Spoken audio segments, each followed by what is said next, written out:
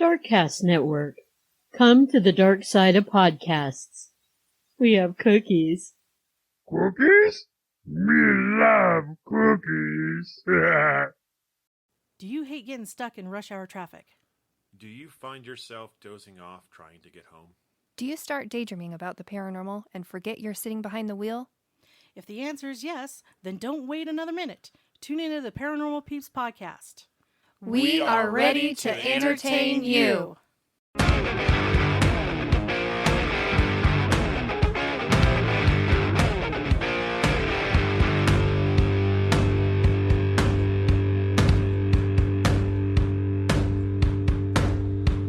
Devil is on his way. Devil is on his way, motherfucker. The devil gonna make you pay. Fall to your knees.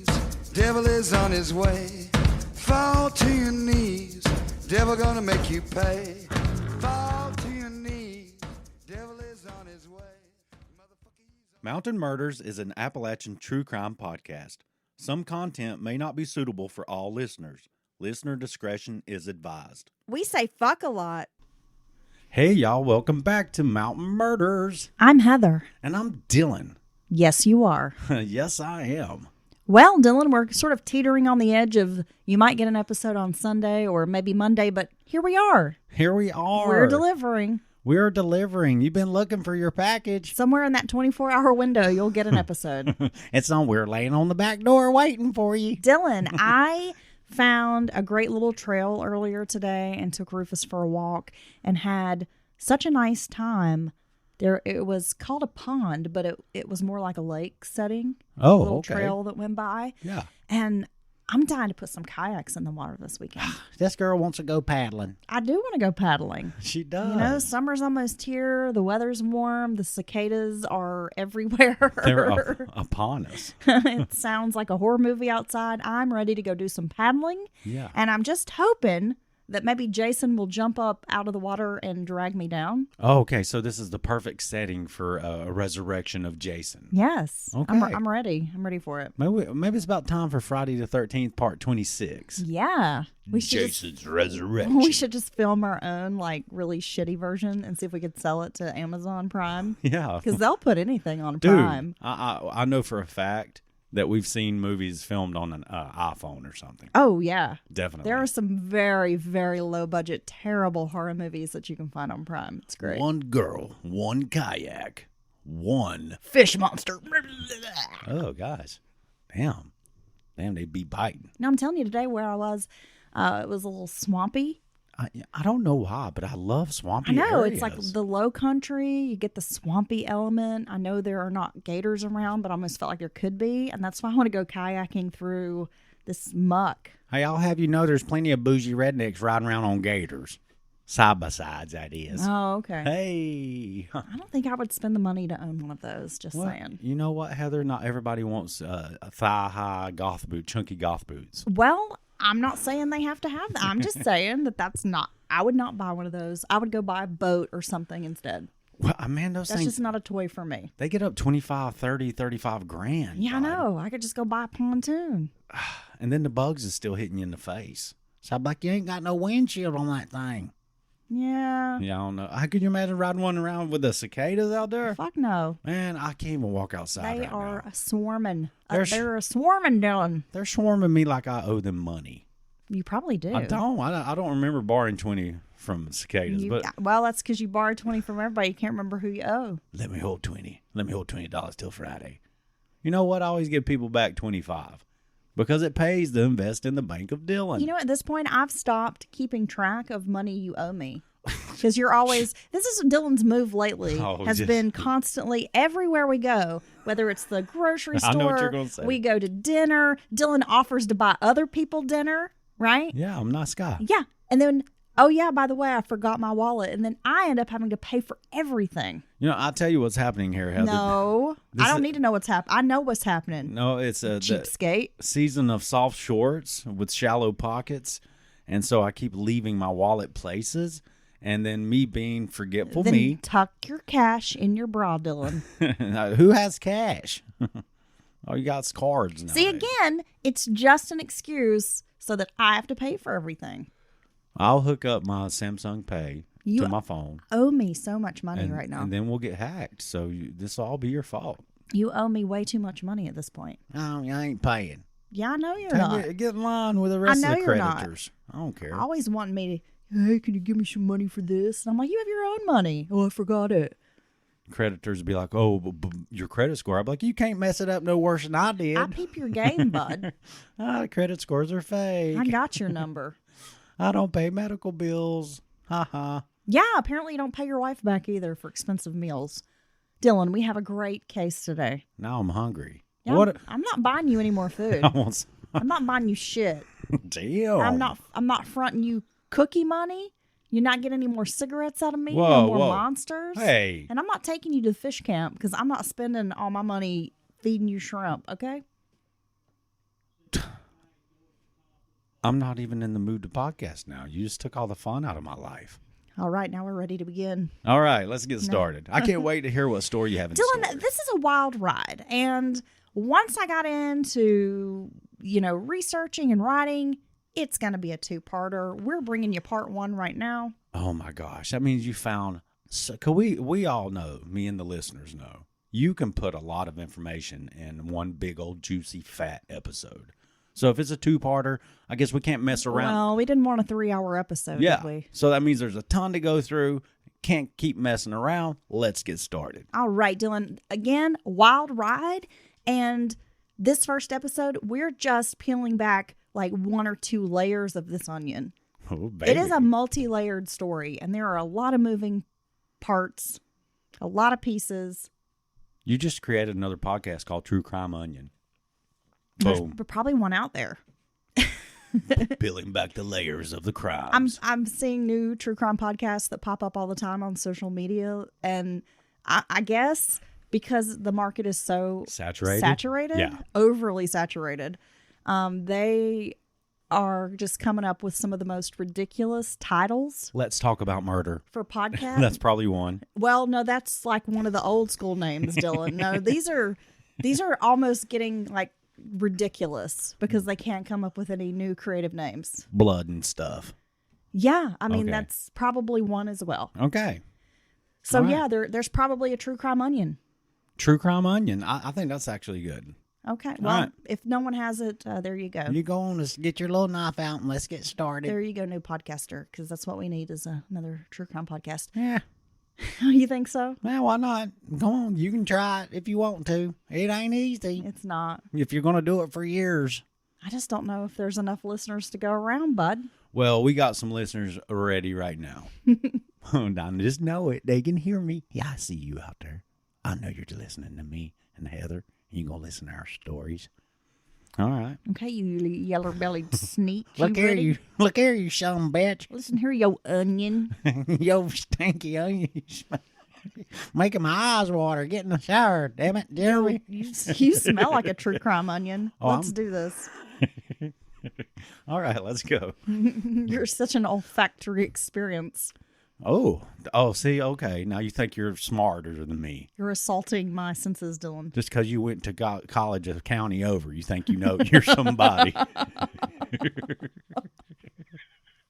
Oh, this is going to be a silly one. Well, in my defense, they had like a 98% acceptance rate. Okay. All right. Well, that's how that works. Patrick Kane Moffly was born November 27th, 1992 to parents David and Elizabeth.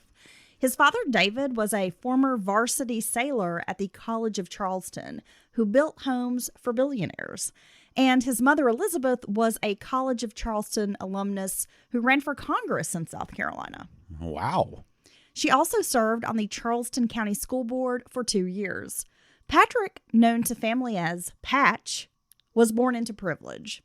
As a child, the Moffleys lived in a house on the Charleston Harbor across from a historic cemetery.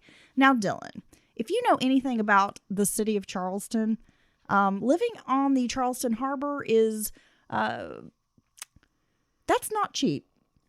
Oh, so it's one of the premier spaces there. These are like multi-million-dollar homes. Okay. Okay, I doubt you can find a home there for less than $1 million. Oh, well, I mean, if you're into that kind of thing, they probably got shrimp. They're mostly like historic homes. beautiful, what you would imagine sort of the antebellum architecture, all that. Okay. Sounds beautiful to look at, I reckon, from the street. Because that's as close as we gonna get. You've never been to Charleston, right? I have not, and I want to go. Oh, we're going. I hear soon enough. It's a bit of a foodie experience as far as the seafood goes. I'm taking you to Charleston very There's soon. a lot of history there as well. We're already lingering in the area. I'm going to take you to Charleston. All right, take me right now. It's a promise. Give me I'm picturing rich fucks and really nice houses on the water. And pralines. Maybe some stone ground grits. And some shrimp. Yeah. Yeah. Okay. Elizabeth will later say her son, quote, saw dead people when he was a little kid. She said her son had a special spiritual thing that frightened him. And because they live near this historic cemetery, he would often tell his mom, like, come outside and meet my friends. Oh, wow. And then they wouldn't be there. Yeah. And he would tell her they live in the cemetery. That would freak me out if a kid did that. Would it? Yeah. Wouldn't it you? Well, it doesn't freak you out when I do it. Well, no, because you're an adult with your faculties intact. When I say, come meet my friends, Dylan. I'm like, it's okay, honey. It's okay. They're really sweet friends. You're good. Yeah, until that one like kicks you in the shins, and then you're like, gosh, that ghost is mean. No. No. Okay. Eventually, the Moffleys moved to a horse farm on Paradise Island, South Carolina, where the boy had access to boats, ATVs, dirt bikes, and other toys.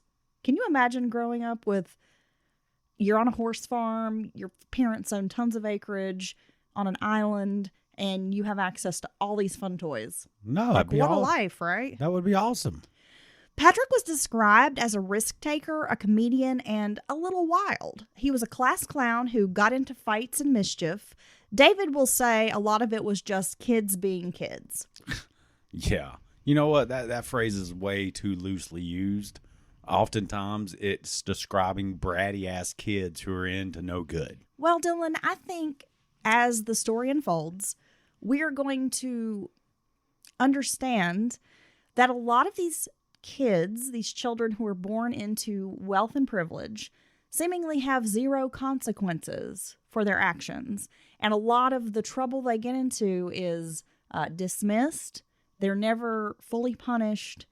And their parents tend to make a lot of excuses for their bad behavior. Yeah, and that's not buy their way out of it. Yeah, and that's always been the case. I mean, that's seemingly more often than not the case in moneyed families like this.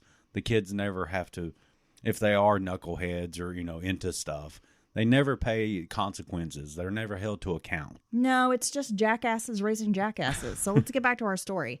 By the time he was a teenager, Patrick was smoking marijuana. He suffered from anxiety and claimed the weed helped manage it.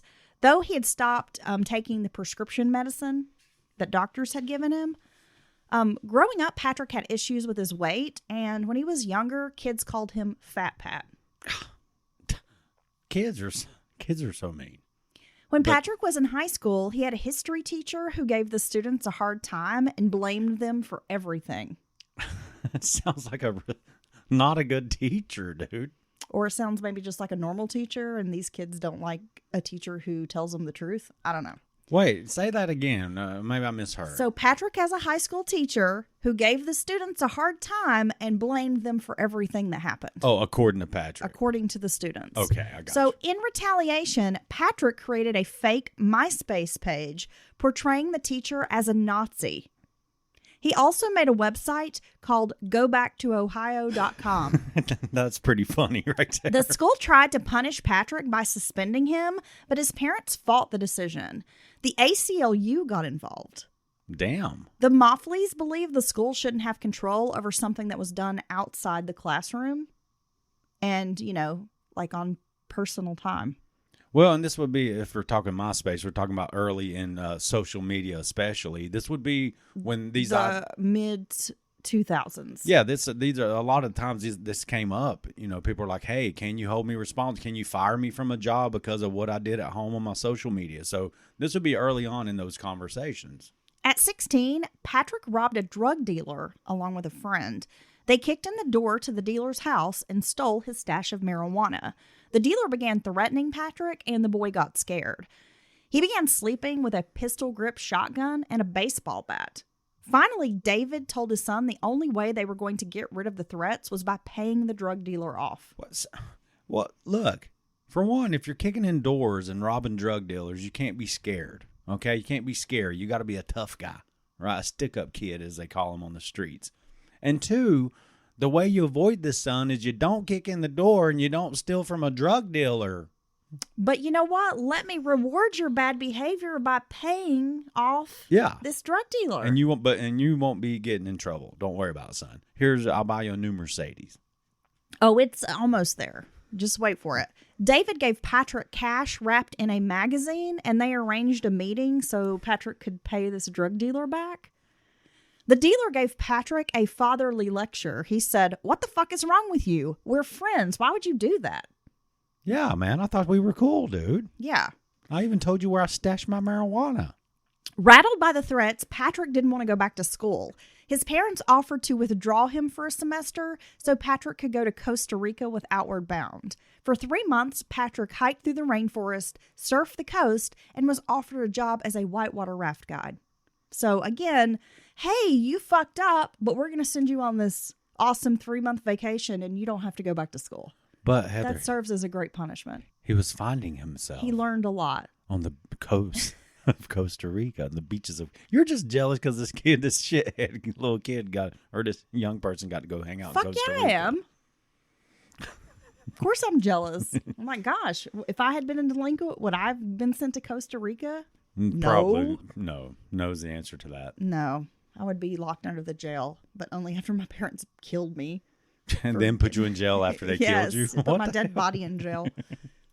You done fucked up. Okay. So when he returned to Paradise Island, the teen was no longer Fat Pat. He had lost weight and was in shape. He had grown his hair long and had taken on this cool surfer persona. He's like, hey, man, you know in Costa Rica what they do when you start a fire? Yeah, we just chill, man.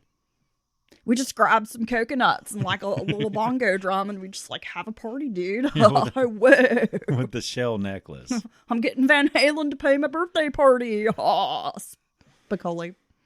Instead of returning to school, he began sort of like an online homeschool program. Oh, yeah, because I didn't want to stress him out, because he'd been having to hide out in Costa Rica for 3 months. To learn his lesson. Yeah, well, if we send him to school, he might kick in another drug dealer's door. We gotta watch. Could you? I know you couldn't, but could you even imagine going to your parents and seeing if they can arrange a payoff to a criminal? I mean, honestly, it's probably just some dude that sold pot. But I mean, even asking them will you pay this debt from where I robbed this guy, so he doesn't hurt me? I mean, my mom she'd go ahead and hurt me right then. Yeah, I wouldn't have to worry about the drug dealer. The least of my worries have been the damn drug dealer. Yeah, I know, right? Jesus. This didn't stop Patrick from becoming a major part of the Wando high school social scene. So despite the fact he's no longer at the high school, he's still like the king of the high school. Oh, okay. He's incredibly popular despite not attending the school. Friends called him, quote, an absolute rock star. Okay.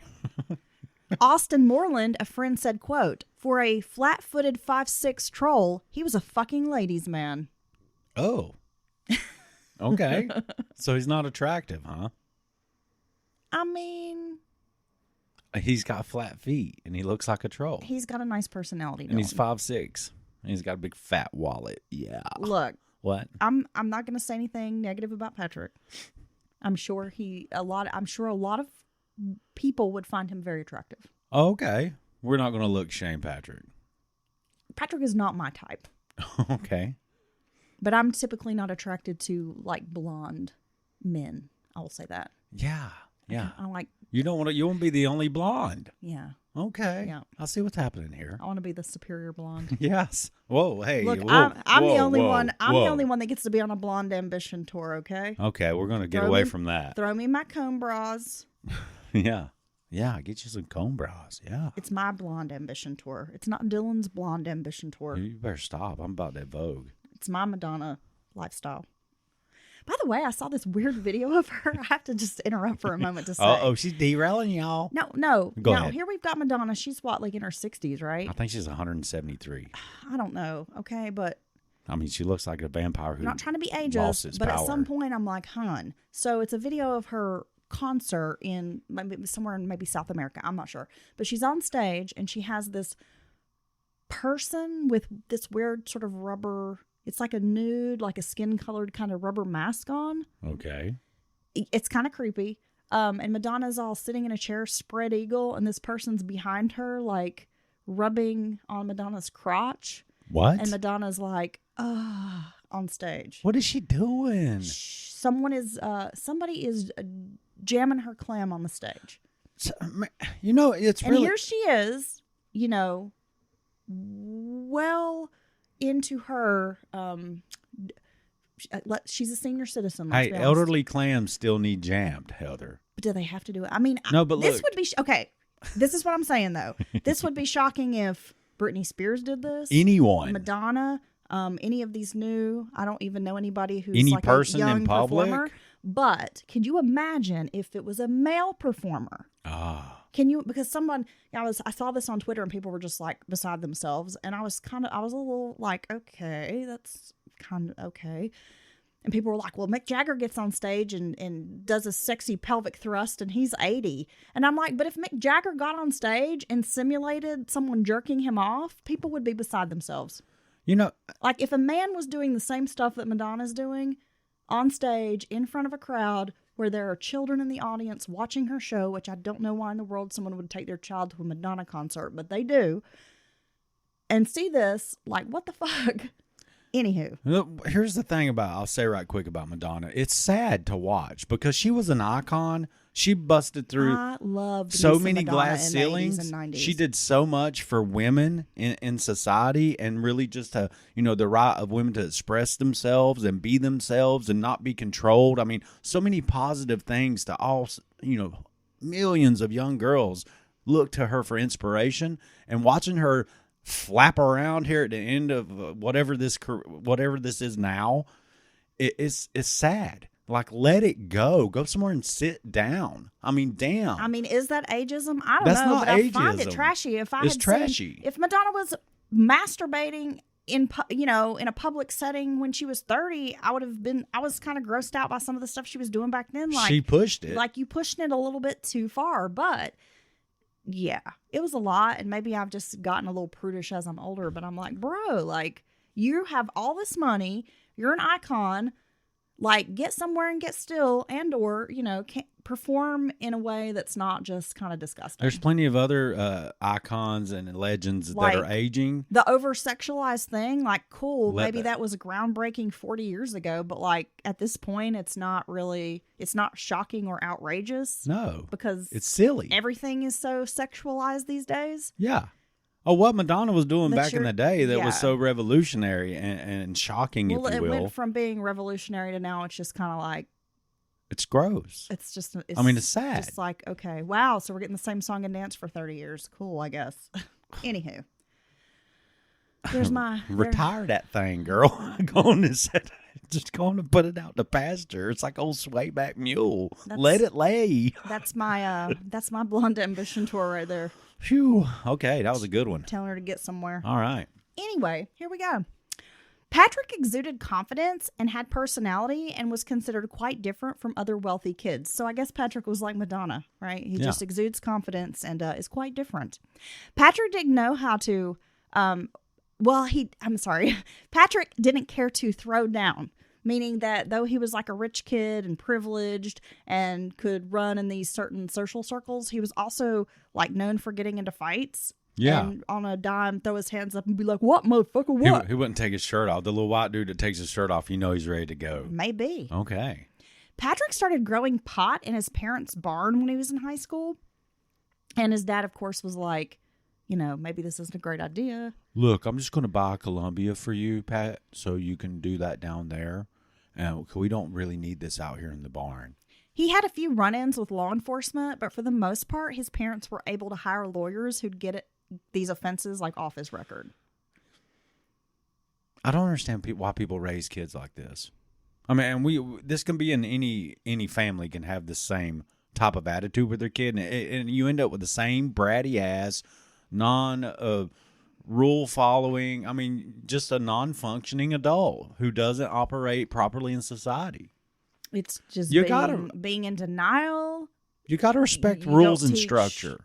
Any kind of accountability or personal responsibility. Yeah, they're shits. You're in denial. You're just letting these kids get away with whatever and bailing them out. I mean, you're not really serving them at all. You're not. Right. And the more money you got, the worse it can be. This is like a bedazzled trailer kid. With what are those? Shotsky crystals. He's The SNL skit. that trailer kid's got gold leaf on him. He'd get into trouble, and his parents would just punish him by making him do farm chores. Like, you have to go shovel the barn. Oh, yeah, probably like a $2 million racehorse or some shit. Probably. Oh, my God. Patrick would fall out of contact with friends for days or weeks and then sort of reemerge. On Halloween, he asked David if he could throw a party with around 30 people. His parents were livid when between 300 to 400 partiers showed up. There were kegs everywhere. Elizabeth was running for Congress at the time, and David said, quote, "This is fucking bad." Yeah, that's probably not a good look for a congresswoman. To get the crowd to leave, David pulled his backhoe into the party and told everyone the cops were in the driveway and that they needed to, like, basically scatter and get the hell out of there. I like the fact he felt the need to ride a piece of heavy equipment into the middle of the crowd. He's swinging the damn arm boom around, dude. He's just like scooping dumbass kids up. A friend said Patrick had a feeling he could get away with anything. Patrick would say, quote, "Andy Savage is my lawyer. I got the guy who sued Big Tobacco, baby. I can fucking do anything." And this is the attitude you create when you raise a knucklehead like this. While homeschooling, Patrick started hanging out with some older people. They were like around 25 years old. It was the first time that Patrick used cocaine. He tried Xanax, weed, and would chug liquor using fake IDs to get into bars. Finally, Patrick graduated from high school and decided to take a year of leisure. Yeah, it's been tough being a little shit and just doing whatever I want and never having to, have any consequences. So I need to take a break from all I'm that. an absolute rock star, and I'm going to do a walkabout. He traveled to Nicaragua for surfing, snowboarding in the Swiss Alps, and went to Barcelona, where he worked briefly for a pub crawl company. Oh, I thought he was going to say where he ran with the bulls. Oh, that's Madrid. Maybe he did that too. Yeah. They're both in Spain, aren't they? They got bulls. Yes. They got bulls over there. They just run around the street. Okay. Horning people. Yeah, I love it. I'm so satisfied. When Madonna runs around the street horning people too. What? I'm so satisfied when those bulls get a hold of someone, when they're running the bulls down the big running of the bulls, because you deserve to be mauled by the bull when you get and jump down this street where there are a bunch of damn bulls. I always go for the animals. I cheer for the animals. We're fans of natural consequences. Yes, we Right? are. We are. After spending some time working in restaurants and taking classes at a community college, Patrick enrolled at his parents' alma mater, the College of Charleston. Patrick wasn't interested in joining a fraternity, but partied with the Greeks, often using Xanax and cocaine. He saw himself as a surfer outlaw. Of course he did. Because I don't mind taking my shirt off, man, and threatening people. Well, What? You want me to take this tank top off? maybe he was popping tags and He probably had wearing popping off his Ocean Pacific shirt. I was going to say he had all the ocean. He had every color of Ocean Pacific. Oh, no. This would be like in the 2000s. So he was wearing probably like Body glove. Rusty. Rusty. Rusty is a surf brand. Oh, okay. Maybe some, you say body glove? Yeah. Oh, okay. Is that yeah? Yeah, that works. I want you to touch my shirt. Watch it All change that- colors. All that shit you can buy at Pacific Sunwear. Yeah. Pac Sun. Yeah. I don't know. Yeah. I shopped at Kmart, bud. I just remember back in the day, back when I was at that college that let everybody in, all the girls were really into Roxy. Oh, okay. Like surfer fashion, and we were in the fucking mountains, so it totally made sense. Salt life. Yeah, exactly. Salt life, because I go to Myrtle Beach for 4 days once a year. Woo! I'm about that life. I am about that life, but I'm not going to put a sticker on my car about it, okay? Moving in with 4 roommates, he lived at 97 Smith Street. It was a party culture vibe. He was always watching movies about drug traffickers and videos on YouTube featuring like drug cartels and the torturous punishments they would dole out. Oh, gosh. So I guess he liked watching those cartel videos. Yeah, Are those even like, can you even find those on YouTube anymore? Oh, dude. Well, 4chan's where you find crap like that. Oh, okay. I think. Well, I guess this was before YouTube cracked down on, community guidelines and shit. Yeah, YouTube used to be the Wild West for real. I mean, you could just about look anything up on there, When he wasn't playing Call of Duty, he reportedly watched a movie about the Bra Boys, a group of Australian surfers who partied and beat people up. The Bra Boys? The Bra Boys. Bra. Bra. Bra. So I'm like, okay, so it's basically like a documentary about Point Break. I want to see that, actually. That sounds awesome. Okay. We can watch that in like the endless summer on a loop. Give me 2, Utah. He wants 2 burrito meat sandwiches. They were here. They were meatball heroes, by the way. He got that wrong. Some of Patrick's roommates were part of an alprazolam distribution network operated by a guy named Zachary Kligman. Kligman had multiple people selling his Xanax bars on campus, and Patrick got involved in packaging the drugs. When his sister found out what he was doing and the people he was involved with, she said, "This is really sketchy, Patrick."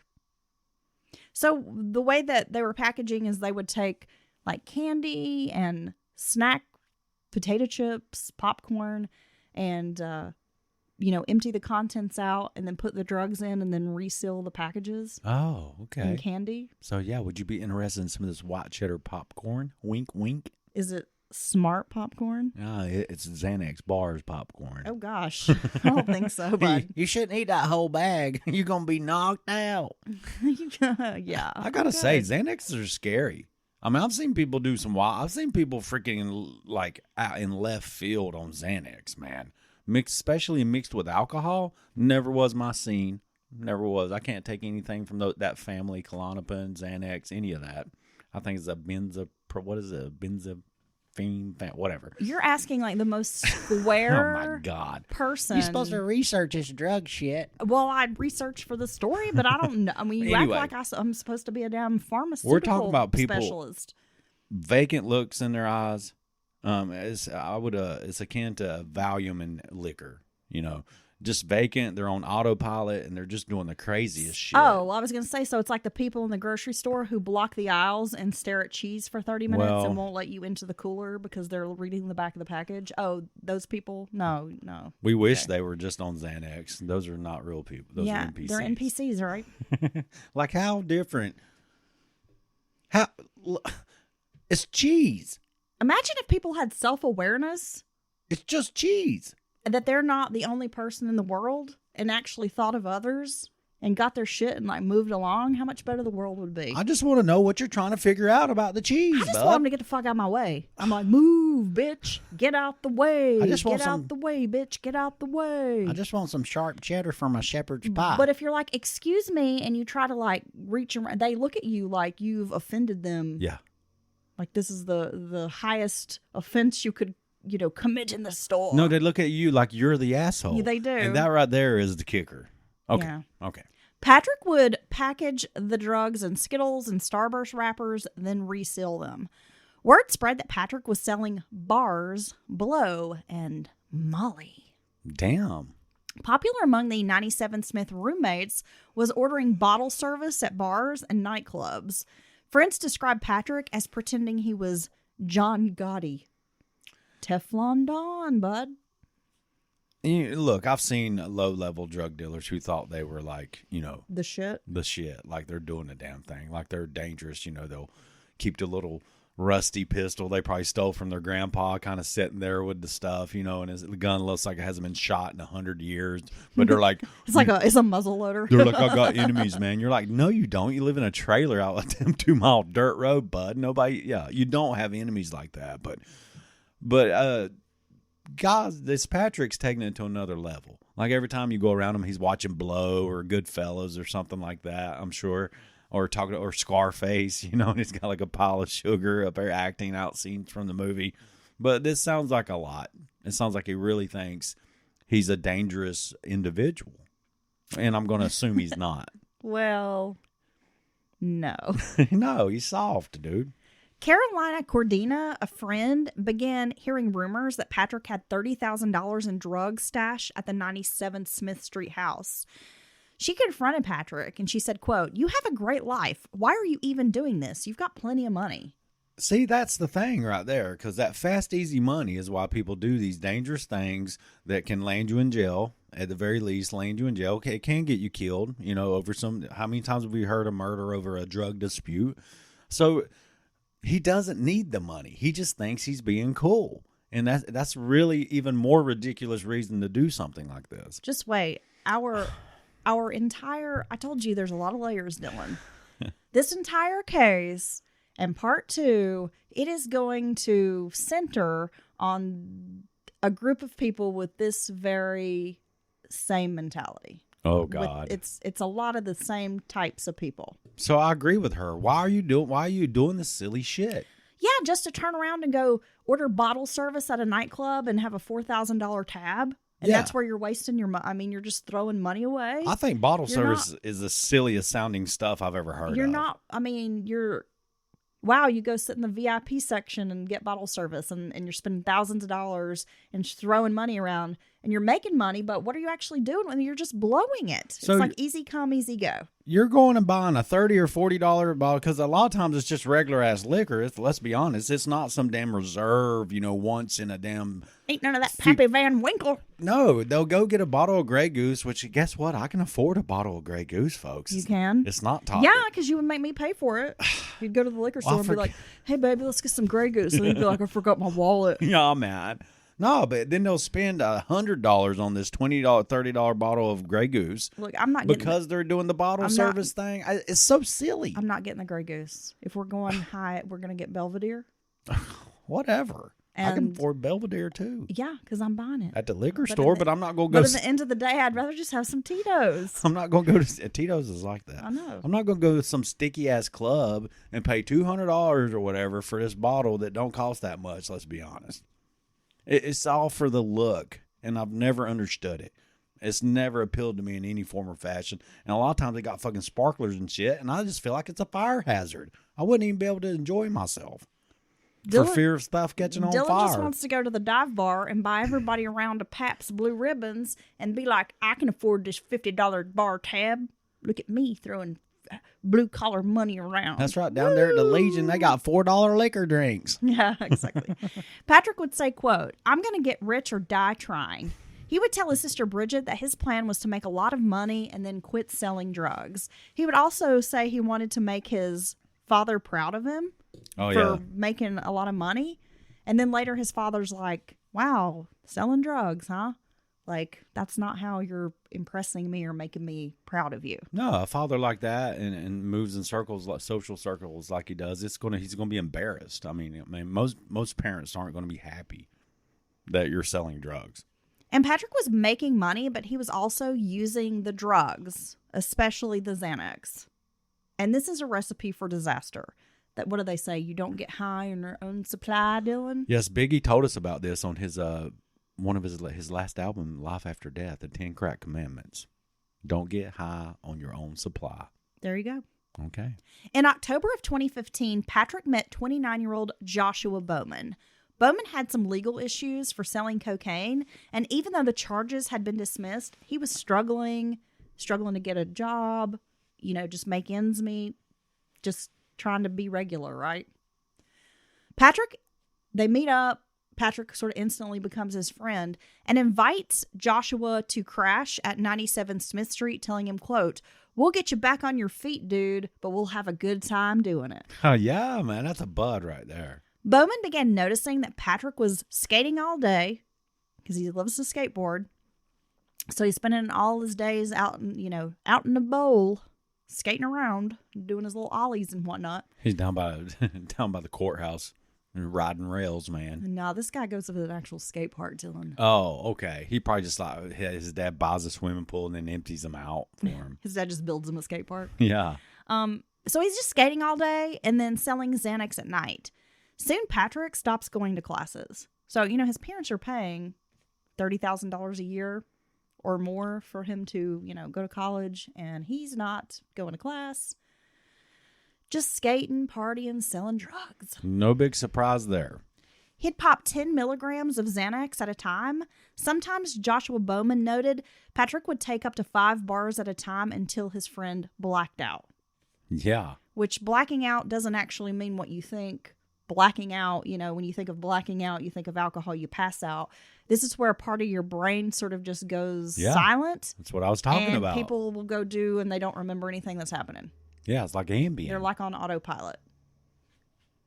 And I don't know, is 10 milligrams a lot? I mean, would 50 milligrams be a lot? Look, because I'm very innocent. I don't know anything. Well, you keep saying Xanax bars, okay? And the original bar that I know of was in 4 segments. It was a little long bar, oblong shape. Right. And you would break off.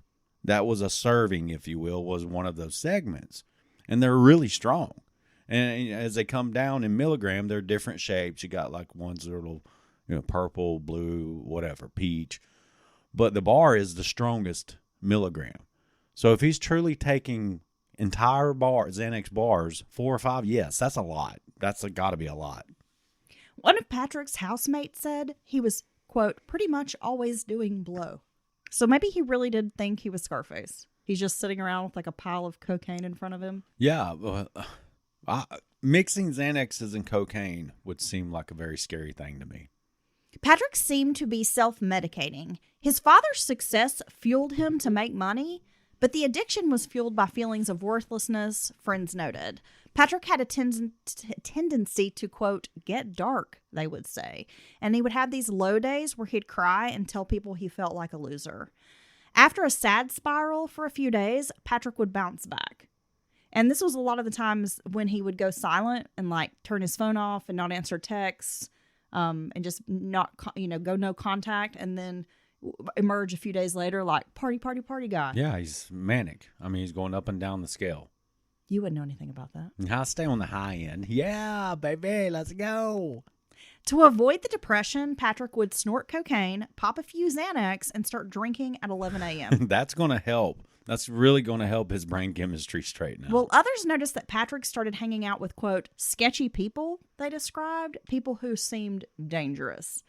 A lot of these students at the college are using drugs and partying, but they're not the kind of people who would put a gun in your face and kill you. No, and the people that Patrick has started hanging out with are the kind of people who would put a gun in your face and shoot you. Well, and let's be honest, these groups of kids, even someone who's the least bit tough looking or different is going to kind of weird them out. But it sounds like Patrick is actually getting tangled up with some really rough characters. His girlfriend, Victoria Collins, eventually broke up with Patrick after catching him in bed with another girl named Jordan Piacente. And he called her Spicy. Okay. That was her name in his phone, was Spicy. Spicy. Yeah. Yeah, I get a little dash of you on me, baby. Yeah. Finish with, what are you on the, Scola scale or some shit? Scoville scale. What do you got, some hot sauce up in your bag? Yeah, swag? Carolina Reaper. Take me to Red Lobster and let me pay? Yeah, you're going to make me have an allergic reaction, baby. I got an EpiPen, girl. Go on, do it. Afterward, Victoria sent Patrick a text expressing her belief that his new friends would be his downfall, as they didn't want the best for him. In November of 2015, Patrick drove a few kilograms of cocaine to the University of South Carolina fraternity lot, where students were tailgating. On Kligman's orders, Patrick met with some other dealers, and they walked around selling cocaine. At some point, Patrick was sitting in a pickup truck with a set of scales on the center console weighing out cocaine when police approached. His 2 lookouts took off running. Patrick was arrested, charged with trafficking cocaine, and taken to the jail in Columbia, South Carolina. His bond was set at $75,000. Damn. It's a good thing you wasn't black. That bond would be higher. When Patrick called his parents at 3 a.m., David and Elizabeth knew they needed to travel to Columbia immediately. So if he's accessing these amounts of drugs, he's definitely rubbing shoulders with some serious characters. Well, we're going to get into all that. Because Dylan. that's not a 8-ball, that's not an ounce, that's a kilogram. That's a Look. key, bud. I told you layers, bud. We're just like the tip of the iceberg right now, bud. Damn, what a dumbass. It plunges down into the ocean, Dylan. Look, I never went up the scale like this. We're ready for the Titanic to come crashing in. When I was a young dummy doing dumb things, I stayed away from weight and big, large amounts because that always led to scary individuals. I'm really glad when we discuss any kind of drug trafficking or what, you always chime in. I'm so glad that you have this knowledge, this shady past It's not shady. that you can. I was one of the most noble drug users you've ever that met. you can speak from experience and enlighten the rest of us. I was known as Throbbing Hood. No, but look, guys. I thought they called you Uncle Sniffy. That's not true. I was self-medicating. Okay, Uncle Sniffy. And I never did any foul shit. Okay, I wasted my own money. According to Dylan. But I never like crossed people. I never I never executed anyone. No, but seriously, You just go around like stealing guys' girls I've and never. stuff. Well, look, I'm sorry, what? I can't help that. I have been the unit all my life, and some things come. Look, nobody wants to hear about it. Listen, I'm just saying. I So you stayed admit away it. from large. So you admit you're a little whore.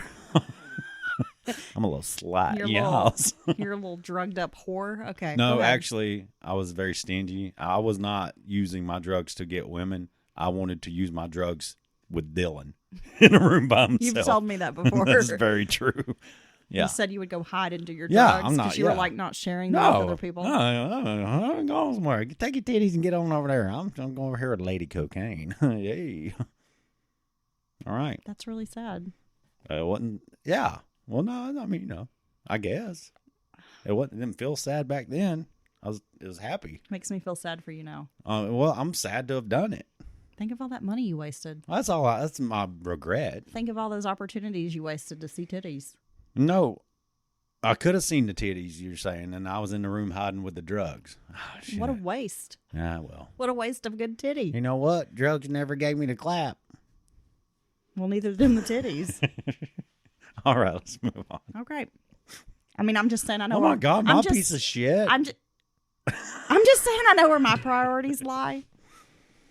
Yeah. We different, Dylan. We're two different people. You wouldn't have liked me back then. That's fine. No, I wouldn't have. No.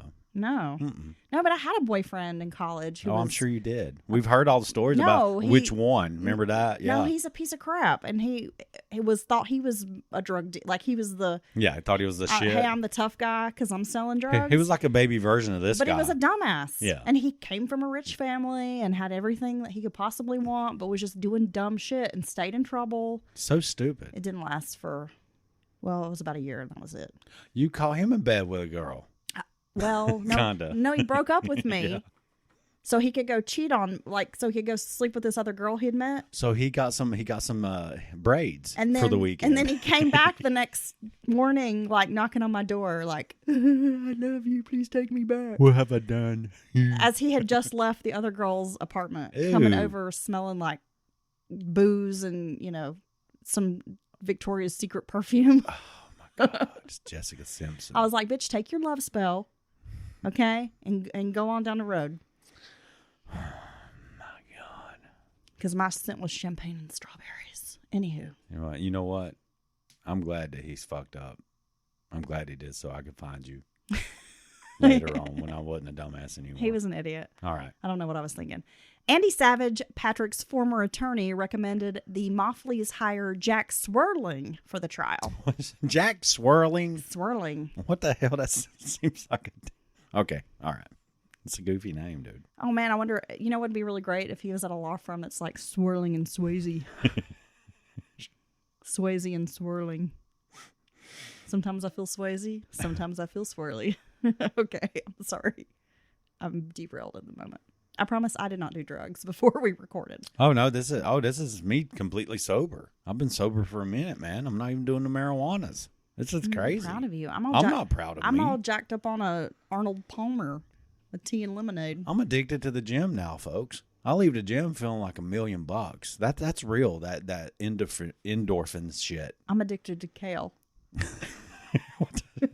It's a superfood. I had a big serving for breakfast. That's what's wrong with me right now. Oh my gosh, dude, that smoothie we had was like a cleanse smoothie. Let me just tell you that. Okay. All right. I'm glad you're eating healthy and it's helping all your movements. All right, so Patrick was looking at 15 to 30 years in prison. Wow, so he done fucked up. He done fucked up. Okay. Swirling told the Moffleys that Patrick was going to do time, but they would likely be able to get a reduced sentence, maybe work out a deal. So he's not going to get off scot-free, but we're going to try to lessen the impact on him. It won't be 15 to 30 years. Right. Hopefully. On the ride home, David spoke to Patrick about going to rehab. Patrick begged his father not to send him to rehab. David would later say, quote, "Biggest mistake I ever made." Not sending him to rehab? Yes. Patrick did return to the College of Charleston for the spring semester. While he awaited trial, Patrick stayed at his parents' acreage on Paradise Island. He turned off his cell phone, stopped talking to friends, and became antisocial. Patrick was sinking into a deep depression. At one point, Patrick told Elizabeth he'd rather kill himself than go to jail. Now, as a mom, you're hearing this. It's got to be tough. What did he think was going to happen, dude? You can't run around with a key of Coke and all the equipment. And for one, you should have divvied that shit up at the house. Okay, he broke a rule right there. You don't be doing that out in public. You do it at home. You pre-package in different sizes, and that way you're not getting caught in this situation, okay? So he's not even a good drug dealer. Well, Dylan, why don't you write Drug Dealing for Dummies? It's a manual that you can sell. These people know these rules. I didn't invent these rules. I don't know these He's rules. a total dumbass. That's because you don't sell drugs, Heather, or be around people. Does that sound smart? Anyway, what did he think was going to happen? He thought it was going to be all cool, run around telling everybody how badass of a drug dealer, and he robs people, and he's just he's over here my little tough guy. And now, boom, now you're facing 15 to 30 as soon as you get pinched because you got so much weight. So, wow, Patrick, way to go. Well, it's true, but I feel sorry for his parents because, I mean, but not really. really. Well, I know, but as a parent, you know, when your kids get to a certain age, you can't really control what they're doing. And if your child is facing prison time, hearing them say, "I'd rather take my own life than go to jail," I mean, that's got to put the family in a really tough spot. Well, that's scary for sure. You know? And I can imagine it's a really tough feeling for a parent if your kid is messed up in some way and is facing a lengthy prison term. That's got to be very scary. And if they're known to have these cycles of depression anyway, I'm sure their parents have noticed this before. You may believe they may actually self-harm. So that is she's worried to death for us. It really is. And, you know, Dylan, harm. I mean, we're kind of cracking on Patrick and we've cracked on his parents a little bit. But at the end of the day, I mean, he's a young guy. He's, you know. Just young and dumb. He's young and dumb. Let's be honest, at 18, 19 years old, your brain's not even fully developed. Oh, I've got to say, You know, I'm lucky to have not caught some serious issues. You know, I've done plenty of dumb shit. And people around me, it might not have been my parents directly, but people that cared was like, "What are you doing? You're being stupid." You know. I've said this to you when you're in your 40s. You said that last week. I'm like, what are you doing, But bud? yeah, it's easy for me to, but I understand you can end up in these dumb situations like this that have serious consequences. And as my kids aged and started doing adult things, if you will, that have adult consequences, be it having a baby or, you know, having a relationship with someone who's not a good person or whatever, it's really tough to help. You want to help them navigate these things, but you can't make them do exactly what you want. And you shouldn't try to control them. So it's really a tough position to be in as a parent. He was also paranoid that Zachary Kligman would think Patrick was a rat and might kill him. Zach had cut Patrick off from the drug supply as a precaution, but it fueled Patrick's paranoia. Well, yeah. Patrick's housemates at 97 Smith were complaining about outstanding utility bills. Patrick had sort of left them holding the bag when it came to like his portion of bills and rent, right? So David told him that it wasn't cool to stiff college kids. They're broke college kids, and you need to go to Charleston and pay these bills. So his dad wrote him a check and was like, you're going to take this to Charleston and pay your roommates. Dad, you could have just mailed it for me. I guess his dad's trying to make him be a man. Yeah, I know, right? in his own rich dad way. On March 3rd of 2016, as the student body was preparing for spring break, Patrick returned to Charleston. The Moffly family, was planning to travel to Vail, Colorado for spring break, and they would be leaving Saturday. So Patrick was only staying in town for one night. He would be there Thursday night, and then come back Friday. So he's just going to take care of business, square up with his buddies, and then he's going to go off to Vail, Colorado, which is a really tough place to go hang out. For spring break. Yeah. He just needs to gather himself. I think you need to say, I need a spring break. It's way past spring, but I need you to take me on a spring break. Okay. Can we have like adult spring break? Yeah, I think you should do that. I think we need to start adult spring breaks. Yeah. Where we all just sort of go off. It'll be calm, and then everybody's turning in early and shit. Yeah. And like getting knee injuries. We all go like crochet on the beach. Yeah. And the only drugs we're doing are like SSRI inhibitors and such that the doctor gave us. The only drugs we're Blood doing is pressure like medicine. our arthritis medications. Like anybody want to sniff a line of this Prozac? Nope, can't play no beach volleyball. I got the bad hip. I've had 3 beers a night. I'm turning in early. Exactly. Gosh, 3 beers, I'd be lit. I would too. Patrick told a friend that he had a plan, and he called it the Big Dirty.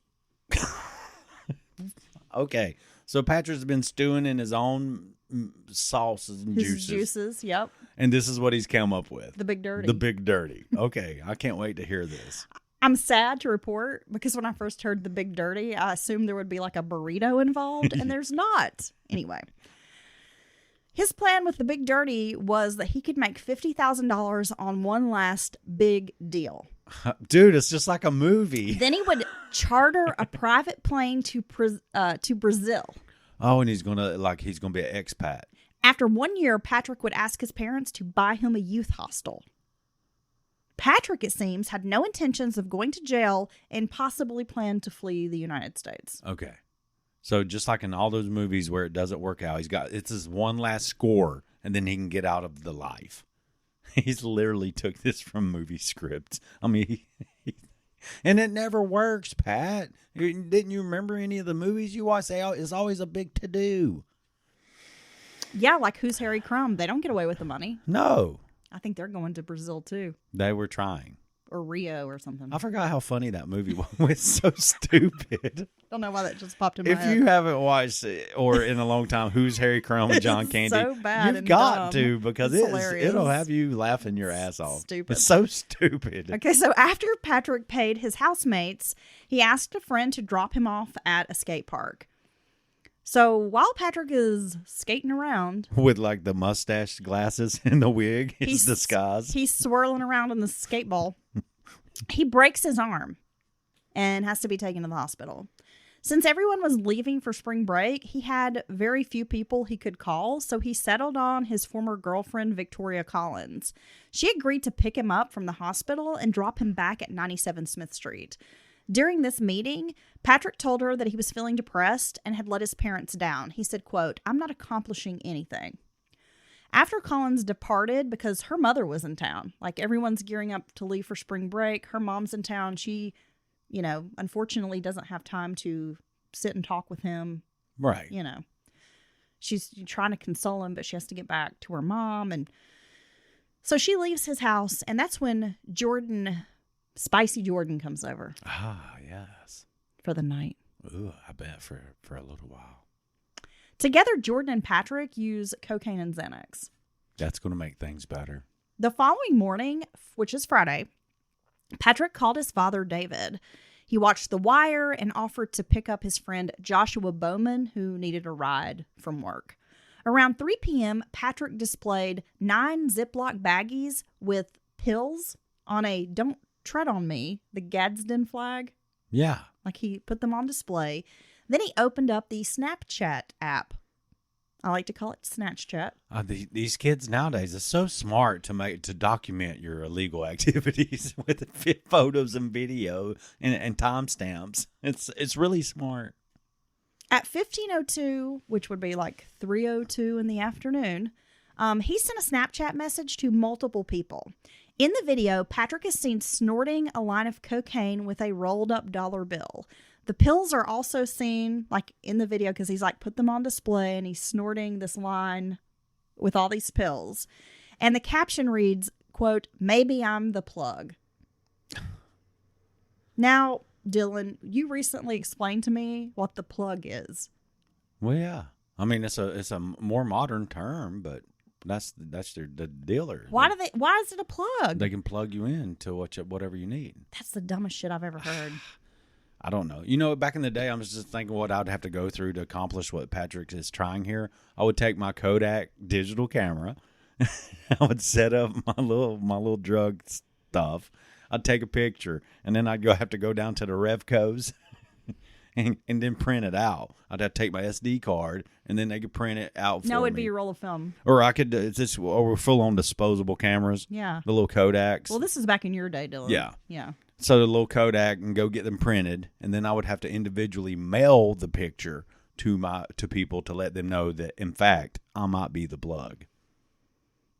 And then the person down there at the Revco seen everything I did because they looked at the drug photos. dealing is a lot easier nowadays. I guess so. With Snapchat and being a plug. I just don't get that term. That's right. Because when I hear people like I've gotten a few random messages from people on like Instagram, like people I don't know, and it'll always be in like my spam folder, and it'll be like, "I'm the plug I've got," and they'll like name off a bunch of shit, and I'm thinking yes, and I'll usually write back like, "No way, cop," because I'm like, I don't know you, and I'm not going to send you Bitcoin and buy drugs from you over the internet. Are you stupid? No. And then you called yourself the plug. I'm like, what are you, the butt plug? No. But people really do that on the dark web. And you can like literally buy anything. Well, you know what? I'd rather buy it from a verified Silk Road source than somebody who calls themselves like, Flappy Lizard 29 on Instagram. I got the Xanaxes. I got them. Yeah. Flappy somebody lizard. recently was trying to sell me some mushrooms on. Oh, okay. Yeah. I bet they're high quality. Yeah. I'll call you if I want to shit my guts out. Anywho, I do not agree with psychedelics at all. They don't agree with you. We've heard. We've been told. A friend named Summer McNary was able to screenshot the last few seconds of the video of Patrick. So I guess in some ways, Dylan, the creation of these apps and telling people your illegal activities can be helpful later on in solving crimes. They have a record. Joshua Bowman called his friend Patrick for 30 minutes. He was promised a ride, but Patrick was a no-show, which was unlike him. Hey, man, I'm being the plug, dude. I'm busy. Bowman began walking over the river, which is the Ashley River. And when he arrived down by 97 Smith Street, by the house, there was a sea of emergency lights and yellow tape wrapping around the residence. Damn.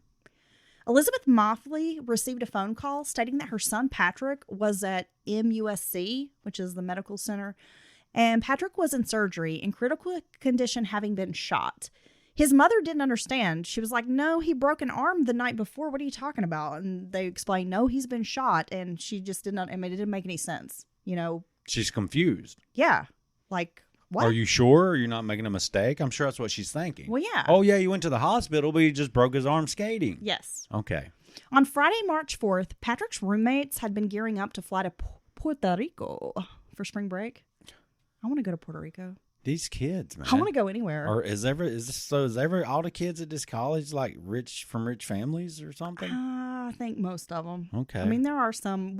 We'll talk more about the financial status of some of these. I mean, not everybody is rich, but a lot of these but I mean, are they're not wealthy. going spring breaking at Myrtle Beach. So, I mean, Well, a lot of these kids are definitely from wealthy New England families. Okay. Yeah. I'd actually never heard of the College of Charleston, but you said it's a rather exclusive, expensive school. Yeah, it's actually the oldest college south of Virginia. Huh. Yeah, did not know that. There you go. Okay. The student body were leaving campus, heading to places like St. Martin and Lisbon, Portugal.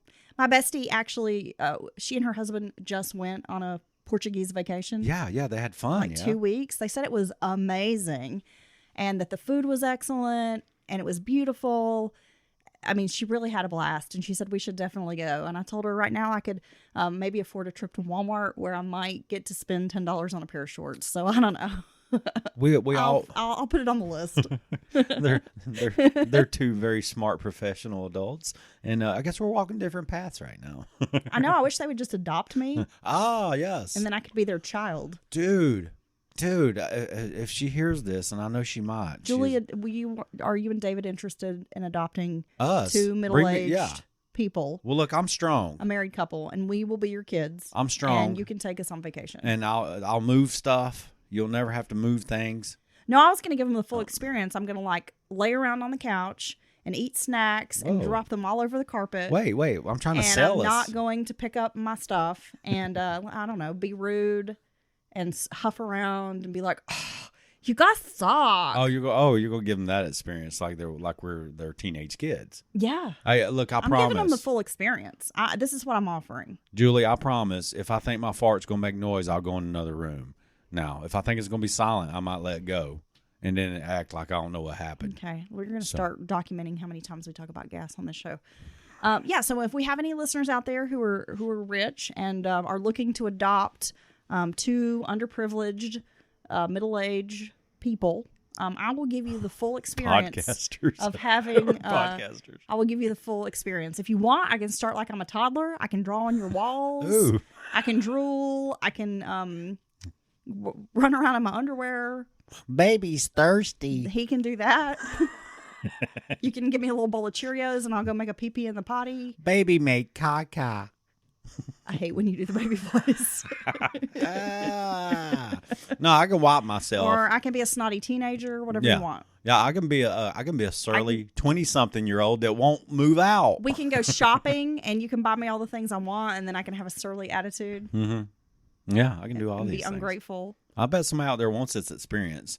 And if you if you want to follow us up, because at the moment we might be available, hit us up at mountainmurderspodcast@gmail.com. Our child services are available. We will make you hate us. Yeah. Just like your kids do. Oh. Can do. But you'll love us too. We'll have endearing moments. Yeah. I'll say silly stuff. I'll make you a little Thanksgiving card where I trace my hand and make it look like a turkey. Oh, I love I'll make a couple homemade ornaments for your Christmas tree. Dude, I was in a grocery store the other day and there was this little baby girl. Oh, you've talked about this cute kid for 2 days. I bud. wanted to take a picture of the woman's child to show you how cute the kid said was. She was just the cutest. But I knew that would seem that would be too much to ask. That'd seem odd. It's got to, but she was just looking at me. She had a little crooked tooth, and she was just looking at me, and she was just the prettiest little thing, little brown-headed thing, and she just big old smile. I stand behind her line, making faces at her. Oh my gosh, it makes me want to go squeeze my little grandbabies. I was gonna say your grandbabies are the cutest. I'm gonna go see them. We need to go visit. All right. Back to our story. Damn. Now we've derailed with our middle-aged conversations. No, yeah. Well, it's our offer. We're offering to be the plug, if you will. Yeah. A teenage plug. Okay. I'll plug you right the fuck up. Okay. So despite the news reporting Patrick's murder, most College of Charleston students were unaffected by the news. Many of the students had already left town by the time the story made headlines. And then, of course, when they come back from spring break, it's sort of old news. Yeah. Patrick's body was found at the bottom of the staircase in the 97 Smith Street house. Damn. About 6 feet from the door. And he was surrounded by white pills, tablets, bars, Dylan. Damn Xannies. Hey, ain't that the same nanny that watched Casey Anthony's kid? Zanny the nanny. Yeah. Later, a housemate will tell police that Patrick had a, quote, friend dropping by. This housemate admitted that when Patrick had certain friends over, the roommates usually retreated, to their bedrooms to listen to music or play Call of Duty, which is what he did when this friend was coming over. So they kind of clear out because they're not comfortable around his quote-unquote friends. Yeah, some of Patrick's housemates didn't prefer the company that he was keeping, as some of the new people coming over seemed, dangerous. Like they didn't quite fit in with the group. Well, yeah, they're they're scary drug dealers. Yeah. Yeah, I would probably leave the room too. So this particular housemate was playing Call of Duty, had the volume turned up, playing a game, when he heard sounds of sneakers running on the stairs. And then he said he heard Patrick say, "Are you really going to shoot me?" Followed up with kind of a loud bang. Oh, he got shot, basically. Well, once the housemates heard the gunshot, they went downstairs to find Patrick bleeding on the floor. Before calling 911, the housemates hid the drugs, but didn't pick up the pills that were spilled around their friend because there were just too many. So they still found out there were drugs there, and you lost precious seconds of emergency services helping your friend. Yeah, and they're sort of... And you're also contaminating the crime scene.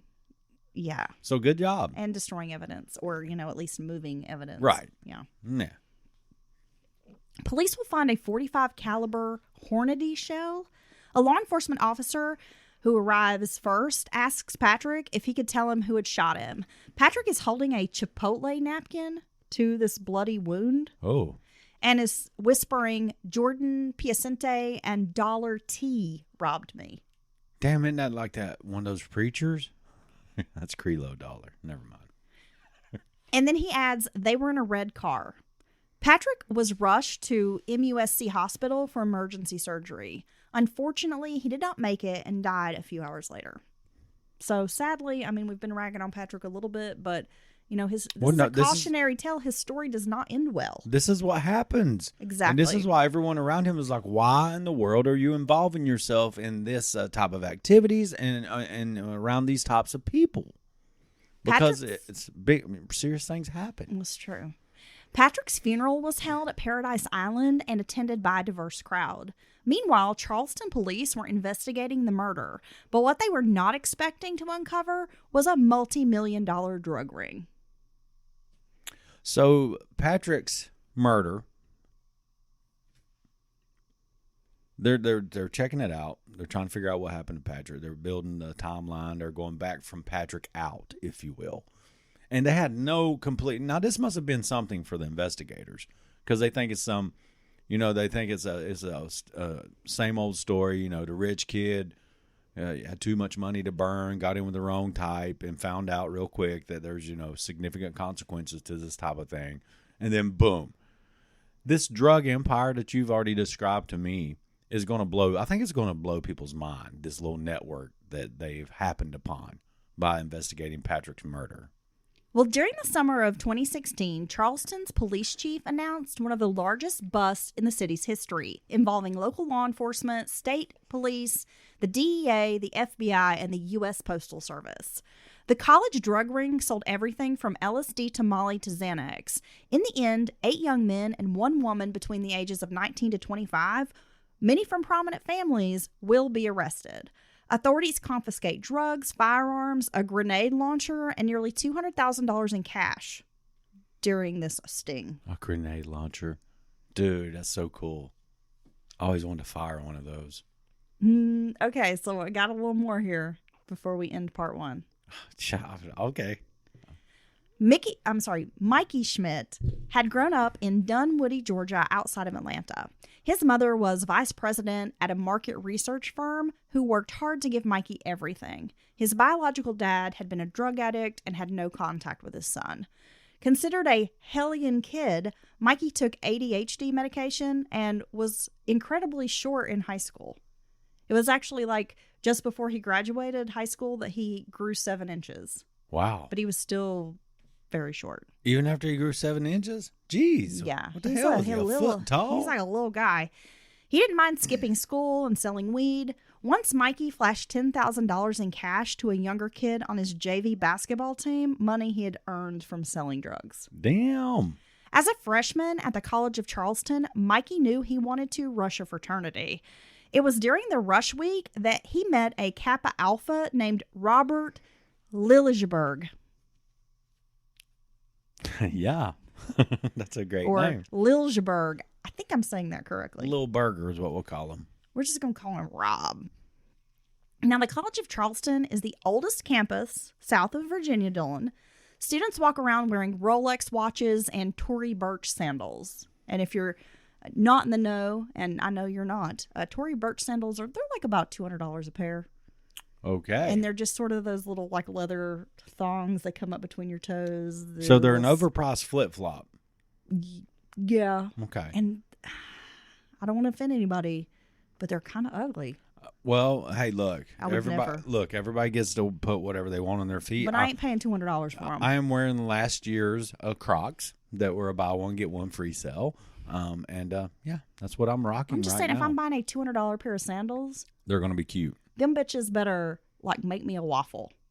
Okay? Yeah. They better come equipped with like a Swiss Army knife or something. Yeah. That's a lot of money for a pair of They sandals. need a pleasure hole with them. Yeah. You know what I'm saying? These sandals better give me a Madonna. Yeah, I want to get Madonna'd. I want somebody to Madonna me while I'm wearing these. Hey, somebody come up from behind me and Madonna me. Why are my sandals not pleasuring me? I don't like it. These is regular shoes.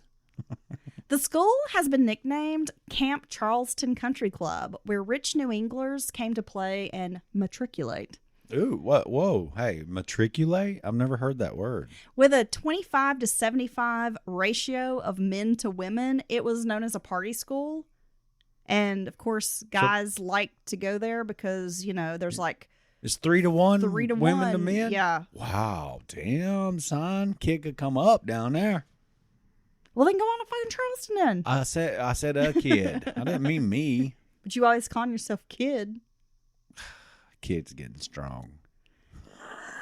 I'm like Jimmy on Stein. You know what you're like? You're like Bobby Hill when he does like one squat and then is like looking at himself in the mirror like, oh, hello, look at that. Dragging it around, that little truck, that little dump truck.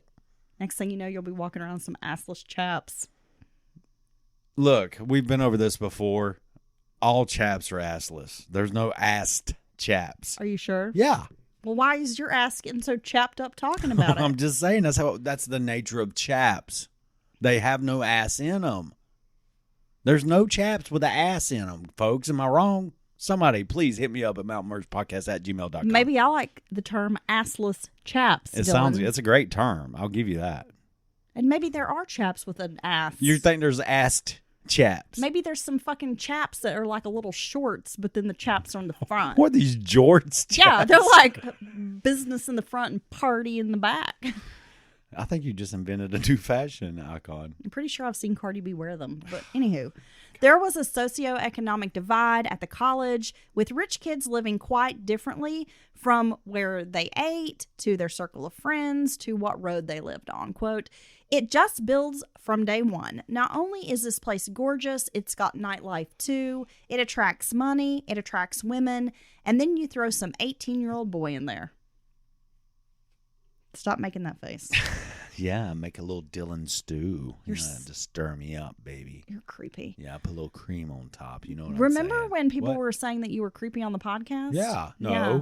I don't remember that. Well, they're going to say it again. I stopped being creepy. What are you talking about? You're being creepy right now. What, Dylan stew? Yeah. I'm It's just like, being realistic. yeah, that's a damn poor man's supper. Have you some of this poor po' boy stew? It's the blue collar, blue plate That's special. right. over We don't here. got no seasoning, you son of a bitch. You ain't supposed to enjoy your food. Are you talking about my dad? No, I would never. I think that's why he's so unhappy, because he eats the most miserable food of anybody. Get a little sea salt on that, bro. I know. Yeah, It's get like, some cracked pepper. I know I made a lasagna Yeah. the other night for my dad and his wife. Now, that was good. It's like a gift. Here, I'm making you a lasagna. Mm-hmm. And it was like too spicy. Did he say it was too spicy? Well, he was acting like it. Like, oh, I don't know if I can eat that. Hey, Wait, it ain't a hamburger, steak, and a potato. What is this weird feeling in my mouth? I don't like Is that flavor? I don't like this texture. Oh, get it. Hey, get that flavor out of my mouth. It's a very bland palate. But All right. Hey, people are different. You know, sometimes the mayo is indeed too spicy for people. hell, I don't even know if he puts mayo on stuff. Oh, no, that's too creamy. That's Okay, too so- delicious. The Kappa Alpha fraternity was considered a middle-tier Greek organization. They had an average GPA of 2.7 with 0 community service hours. So this is not a fraternity that's, really outstanding on campus. Oh, okay. So they're kind of middle of the road, or they're never going to make any waves, yeah? unlike the other organizations, the Kappa Alphas, or KAs, didn't have a ton of budget for big parties. One of them said, quote, "We just got fucking hammered off bourbon and natty lights all the time." Oh, God. Why do you hate yourself? The KAs, or Kappa Alphas, it's considered kind of Southern in its loves, with most members being into country music, hunting, fishing. I mean, I remember at my school, they were kind of like the good old boys. Oh, so they're everywhere. Yeah. Okay, I mean, is it's that a how it fraternity works? that kind of prides itself on, like, so, you know, Just some good old boys. sort of Southern stuff. Drinking natty daddy all day. Yeah, I reckon. Don't know why they have a headache. They're not smart. While only 2% of America's population is involved in fraternities, 80% of Fortune 500 executives, 76% of U.S. senators and congressmen, and 85% of Supreme Court justices, and all but 2 presidents since 1825 have been fraternity men. Okay. And? Greek alumni give 75% of all money donated to universities. Cool. Cool for Greeks, I guess. I mean, what do you want me to say, Heather? You know what I'm saying? Because I'm not. If you got to beat me up to be a part of your club, I don't want to join it. Okay? If you got to make me stand there with my ass out and you're going to paddle me on my butt or whatever the hazing hell y'all do to each other down there in that clubhouse of yours, I don't think so. You know why? Because I'm an individual and I'm a shiny fucking penny. And it don't matter where I'm at. And you know what? What happened if I rushed one of those fucking places right now? They'd be scared. Well, yeah, they would. They'd be like, what's this old dude They'd be doing really here? afraid of you rushing at them for sure. They'd be like, what is this old dude doing here, bro? I'd be like, what, dude? Ah. They'd be like, why are you being so aggressive? Now, if Dylan Fury was still alive, I could hang with the best of them. Okay, old school. Let's get back to- Dude, that's why that movie hits so good. Okay, Frank the Tank. That's my boy Blue. So we talked about Rob Liljeburg III. He was from Hickory, North Carolina, the son of an orthopedist and a nurse. He lived at 7 Montague in a house purchased by a wealthy fraternity brother's CEO dad. And by the way, Dylan, can you guess how much that 7 Montague in Charleston, how much it is on the market for or has sold for recently? $2 billion. Close. Okay. Over 2 million. 2 million? Like 2.4 million. Oh, ain't that family that hated that other family in that Shakespeare? So imagine you're in college and your buddy's like, "Hey, you want to come move into this house my dad just bought me?" And it's like a over $2 million house. Happened to me all the time when I was young. I don't know where you grew up. Well, in the trailer park. Okay. Like you see that double wide over there? At least for the first 11 years of my life. That's last year's model, and it's paid for. Thanks. And the lot rent's been paid up for a year. And we're going to add that deck on the front and the back. Okay? And eventually, we're going to get that aluminum carport cover over outside so your 82 Honda doesn't get any sun on it. Can I continue? Because I don't even know what you're talking about at this point. That was the bougie trailer park. Let's go. Rob was a good-natured Catholic boy who played soccer and was an Eagle Scout. He spent his freshman year playing soccer at Elmhurst College in Chicago, but eventually transferred to the College of Charleston. When he met Mikey at Rush, the two became instant friends. Rob was selling weed while Mikey sold fake IDs that he got through a rave friend named Flip who lived in Atlanta. Using dark web software, Flip was able to print IDs on an Epson R280 printer. For $20, Mikey could sell them to students for $200. Damn. Though he was making money, Mikey decided while pledging it was easier to just stick with selling weed. He abandoned his fake ID venture for a more lucrative one, selling drugs again. Mikey had been selling weed since he was 15, and all he had to do was drive to Atlanta to pick up, and there were plenty of buyers around campus. Along with several other guys, Mikey had a system developed for selling marijuana out of the dorms. He never kept the weed stash in his dorm room, nor the money. There was a separate room where the transactions went down, so a buyer never knew which room the money or the drugs were being kept in. Oh, that's so pretty it was kind of smart. a system that all worked out well. And by the way, these guys love the show The Wire, and sort of try to model their business around how they would sell on The Wire, like the corner boys Yeah. and the stash house and where the money is. Yeah. Doing all this over a half quarter of weed. Yes. Oh, it's funny. Among the student body, a Sigma Alpha Epsilon brother named Ben Noss was better known as the force for local marijuana. Second behind him was Russell Slicker, another Sigma Alpha Epsilon, who drove a Cadillac Escalade. His father co-owned 82 Queen Restaurant in Charleston. Fancy schmancy. Oh, it's a nice restaurant. I looked at their menu. Oh, okay. That's funny. Every time you hear about a restaurant, you always look at their menu Of course I do. and you judge. Yeah. It seems pretty mid-tier. You can tell a lot about a restaurant by its menu. Yeah, surprise. I mean, it looks nice. Nice enough. You think it might be overpriced is what I'm getting. No. Well, no. I'm just saying it's like that maybe $20 to $30 range for an entree. So, not... Damn, and that don't even come with an appetizer? I want a twofer down there at the Applebee's. Stupid. It's not super high-end is what I'm saying. Okay. During this time, several Kappa Alpha brothers died.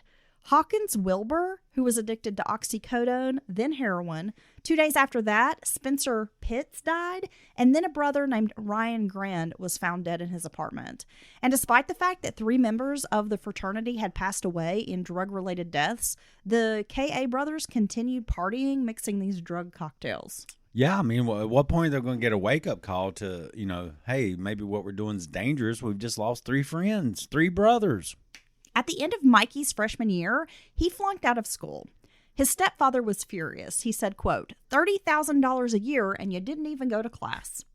I would be pissed. His parents insisted that if he was living at home again, Mikey needed to get a job. So he has to move back to Atlanta, leave the fraternity behind, his new friend Rob. But, Dad, I sell weed.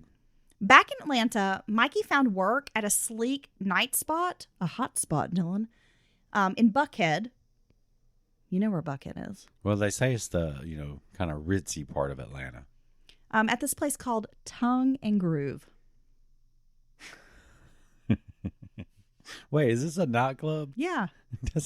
God, that seems like a great name for a strip club. I mean, right? Am I right? Yes, Dylan. Perfect.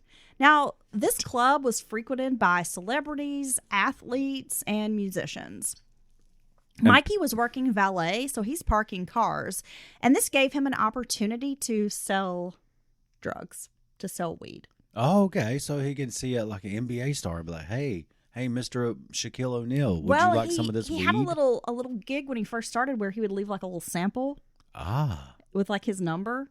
Dude, this kid. Yeah. Yeah, he's good with the marketing and such. Mikey's actually, No, he's pretty slick we're going with to talk it. a little bit about Mikey here because Yeah. he's got it together. So people described him as, quote, the valet who looks 10 but sells good Molly. Because, again, he's incredibly short and he's baby-faced. So he does look like he could be like a 10-year-old. And got a pocket full of Molly. Meanwhile, Rob, back at the College of Charleston, is crushing it. He is successful academically. He's a member of the National Honor Society, and he planned to study coral reefs in Bali over the summer. Rob and Mikey, though, they keep in touch. I mean, they're still besties. Zachary Kligman, we're going to talk a little bit about him. He's from Myrtle Beach, South Carolina. Apparently, his dad owns Kligman Kites. Oh, so at there's the beach. Oh, so like renting kites? I mean, is I that what's happening here? suppose. Oh, damn. I guess it's like a staple of the Grand Strand. I don't know. Damn, my dad has a kite fortune. Let's see. Kligman had been selling drugs around the vacation town, but made a move to Charleston in 2013 after establishing some business connections. Kligman used the dark web to buy Xanax, and though he wasn't a College of Charleston student, the market for his pills, it was hot, Dylan. It was red hot. And so, damn, do that again. It was red hot. Damn, I bet it was. Kligman got marijuana from Oregon, MDMA from the Netherlands, and ketamine and cocaine from Miami. Hey, look, if your MDMA is not coming out of Rotterdam, I mean, are you even getting Molly, bud? Seriously. No comment. It's true. I mean, I just know that, look, that's past me, that whole scene, raving, Molly thing. Not me. I didn't do that stuff. I just watched that movie, or that show on Netflix, like Selling Drugs Online or some shit it's called. That's the name of it. But no, it's Some actually, shit is called like Selling it's Drugs pretty Online. funny. It's pretty funny little show. But this kid is he starts selling drugs on the Selling dark. drugs on a computer. He starts selling drugs on the dark web. Somebody out there is screaming the name at me right now. Is it the Silk Road? Dog? No. Okay. It's not about, which was that's Because very that's amazing. such a great story. That's like, such a great story. This kid's crashing on people's couches, and he's got like $20 million in his Bitcoin or some shit. that's the dude from Silk Road. No, that's what I'm saying. That's what he why- was. That's right, what he right. did. Yeah. Yeah, I know. That's why I found that what is Dreadnought. That was his name on the Silk Road, and no one could figure out who was running the Silk Road. That's an amazing I story. thought he was the Dread Pirate. The Dreadnought Pirate or whatever. But anyway, it's a good show. I mean, did you have more to contribute, or No, it's on just Netflix. Just look it up. Just interrupting me with half information. Okay, we got you. We'll watch it. You're going to watch it. Rob began buying sticks, the Xanax sticks that you mentioned. I thought he was buying the band. Sticks, bars. We'll refer to them as different pills, tabs. Pills. Okay. Yeah. From Kligman for 70 to 80 cents a piece, then marking up the price by 300%. Damn. So you're getting them for like $4. You can get it for like $4. Wow. Seems like a pretty good deal. I mean, I'm just guessing. You could get it for $4. Yeah. What? Isn't that 80 cents times 4? Look, I'm going to interrupt you right there. Yeah. We don't do math here. No. Okay? We The don't do. math does not math in my brain or your brain. And I don't even know how to punch that in a calculator to figure it out because I can't do math. So 300% markup. So he's making money. They're making some money, Dylan, They're making some money. because they're getting a 300% markup. Yeah. I mean, that makes sense to me. Now, the students at College of Charleston and the Citadel liked cocktails of drugs. It wasn't just like a drug of choice, like back in the day when, you were into weed or you were into coke or you were into this or that, right? These kids, and I guess maybe this is what the kids do now, I don't know. It is. They like mixing cocktails like Xanax with cocaine or Xanax with weed and then drink on top of that. Jeez Louise. Or maybe Xanax and some Robitussin. I don't know, whatever they're doing, but They'll chug a bottle of cough syrup in their butt. I don't know what they call that. They're farming. We've talked about it before. They'll throw miscellaneous pills into a big bowl and mix it all around and eat a handful, dude. I mean, this is kooky stuff. I mean, it's scary. yeah, it ain't right. No. So these drug cocktails sound scary It's to me. stupid. I don't even know if they went to school at all. I mean, back in the day, the speedballing was the drug cocktail you always heard about, heroin and cocaine. And it turns out it kills people because your body wants to go in both two different directions. Oh, you mean like Belushi and Farley? Like everybody? I mean, my gosh.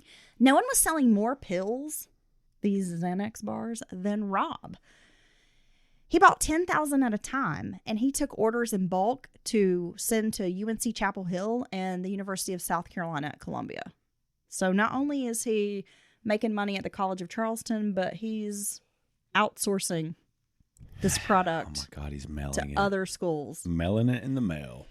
and making trips and meeting people who are also going to the college to sell the, So Yeah, it's a network. It's a whole network, bud. That's what we're unfolding right now, Dylan.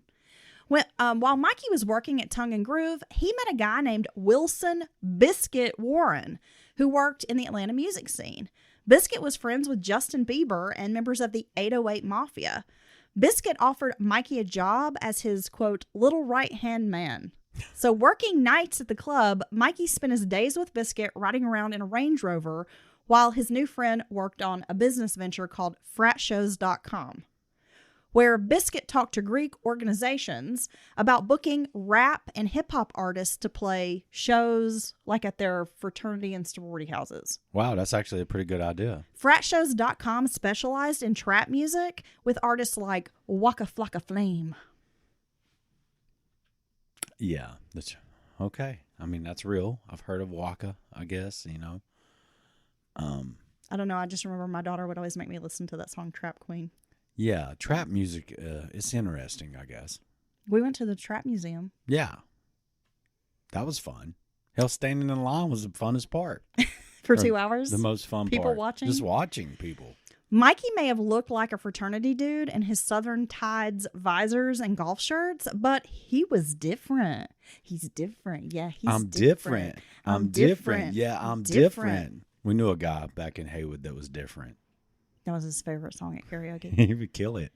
So Biscuit said, quote, "When you're a gang member or a rapper, you don't like meeting new people, and you fucking hate a coked up frat boy coming up talking 1,000 words a minute about how much he loves your new music video. Mikey wasn't like that. He knew when to shut up and when to talk, and most people don't have a clue when to do that." Mikey slowly built a relationship with Waka Flocka Flame and his entourage by carrying good weed and rolling great backwoods blunts. Hey, somebody who can roll a quality blunt, that's an art to it. Now, this is on not the wraps and all. This is a real tobacco leaf. This is very fragile. Very, very That's hard. what the backwoods blunt is? Yes, very hard to roll with. It's an actual tobacco leaf. I learn something new every time. It's very thin. Every time we discuss drugs, I learn something new from you. I can roll a good blunt.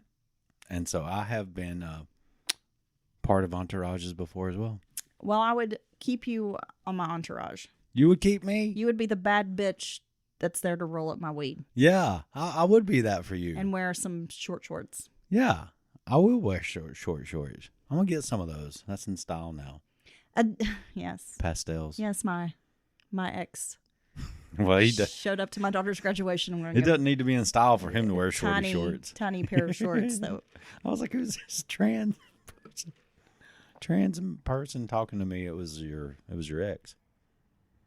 He wears short shorts. And he does a lot of stuff to his face too. Hey, I guess the Botox is showing up. I don't know, bud. I don't know what was going on with his face. It was the hair plugs for me. Anyway. Okay. That was a long time ago. Oh, was it? Yes. It was over 20 years ago, bud. Poor thing. It was a long time ago. All right. Okay, so a dealer known as Johnny Drama was busted for selling Xanax in Charleston, and then a dark web dealer known as the Xanax King in Oakland was popped in a sting operation, which left a huge hole in Charleston's Xanax supply. And the Xanax King, for the life of him, could not understand how the authorities figured out that he sold Xanax. Well, that's his dark web Yeah, I know. name, Dylan. I'm just kidding. It's not like he's advertising it by wearing Hey, a T-shirt. The cops is in there. I'm not a cop is like their screen name, and they're in there looking too. Wait, they're sending people like you random messages talking about, by the way, I'm the plug. Well, good. Good for you. Kligman had the capacity to fill this hole, Dylan. So there's a power vacuum, and he's ready to swoop in. Soon, Zachary Kligman flooded the Low Country with GG 249 tablets, basically Xannies. Right. He was selling homemade bars to Rob and others, offering them at no down payment, which is called fronting them. It is. Oh, look at it. He's getting it on front. Kligman was manufacturing Xanax bars using black market chemicals and industrial methods. He'd get raw alprazolam powder from China that he purchased via the dark web from a user in Quebec. Kligman ordered a 275-pound TDP-5 press from China, also through the dark web. The TDP-5 required a facility to engineer the drugs and someone with chemist skills to do the blending. Kligman would mix 3,699 grams of Prosolve, a binding agent, to 34 grams of alprazolam powder in a big plastic tote. Then he would take a concrete auger to stir this concoction. So he's making a big batches of, he's pressing his own pills. So when you get the pill, it's going to look like it came from a pharmacy. The TDP-5 punched out 4,500 tablets per hour, up to 500,000 pills per month. Okay. It was a careful process. Plus, you had to take into account the cleanup. So it needed certain safety precautions. They had to wear PPE gear. Yeah, because you can't inhale this dust. You would get way overdosed on the things that you're mixing. No different than what you've seen in movie where they're fixing heroin or something like that. Kligman had a guy named Eric Hughes who was a little bit older than the rest of these guys. He's like in his early 30s. And he's the one that's operating this pill press and helping keep the ring flush with these fake Xanax pills. Now, see, as far as the business model goes, this is pretty. These guys, they don't have to. They're getting it in bulk. They're not having to go re-up to the whoever every time or wait on someone else to get their supply from their guy. They are the guy. They're getting the raw materials. They're making their own product basically, and they're able to make a lot of it at once and always have plenty. Now, in order to keep the operation low key, Kligman, they need to find a place where they can do this, where they can do the big dirty.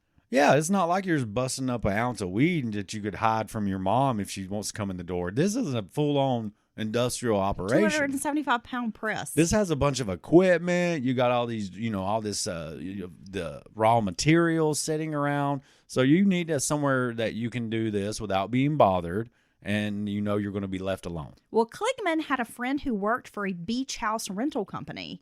He and Eric Hughes would rent a vacation home at the Isle of Palms or Sullivan's Island, Hilton Head, wherever, for a long weekend, which offered privacy to manufacture the drugs. Law enforcement certainly wasn't looking at these ritzy beach houses for drug activity, drug houses, or drug manufacturing. Yeah, right? It's pretty smart. So they would rent, they would do the big deed for the weekend, and then they would do some hours of cleanup. And out. And then move on. So they had it on a schedule, I'm sure, and every few weeks they would go press all these pills. Kligman also sold on the dark web using the name Genius Bar. So, using the United States Postal Service, which is an unwilling participant in a lot of drug trafficking across the United States, the Postal Service would unknowingly ship these drugs. And they're rarely seized, Dylan, because the Postal Service is so overwhelmed with illegal drugs that there's no way they can catch every shipment. Yeah, and that's the bread and butter of the dark web. Like I said, you from watching things and listening to people talk, you can literally go on there right now if you know how to get on the dark web and order anything. And it seems like the only thing you can't order up is an assassin, because it's always a cop. You can never get a real assassin, it seems.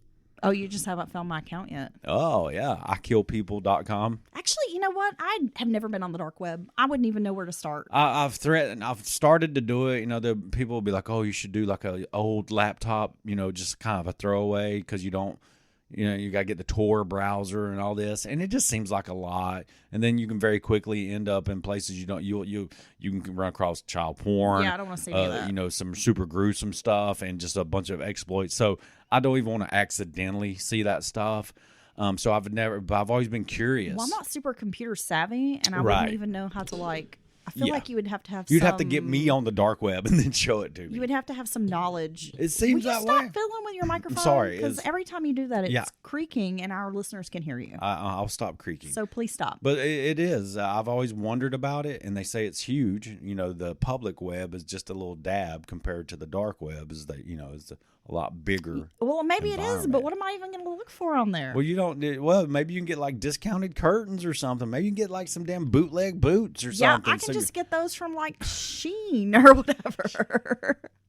I guess that's another reason you haven't really, been on dark web is you're not on there, laundering money. I'm not trying to do nefarious things. No.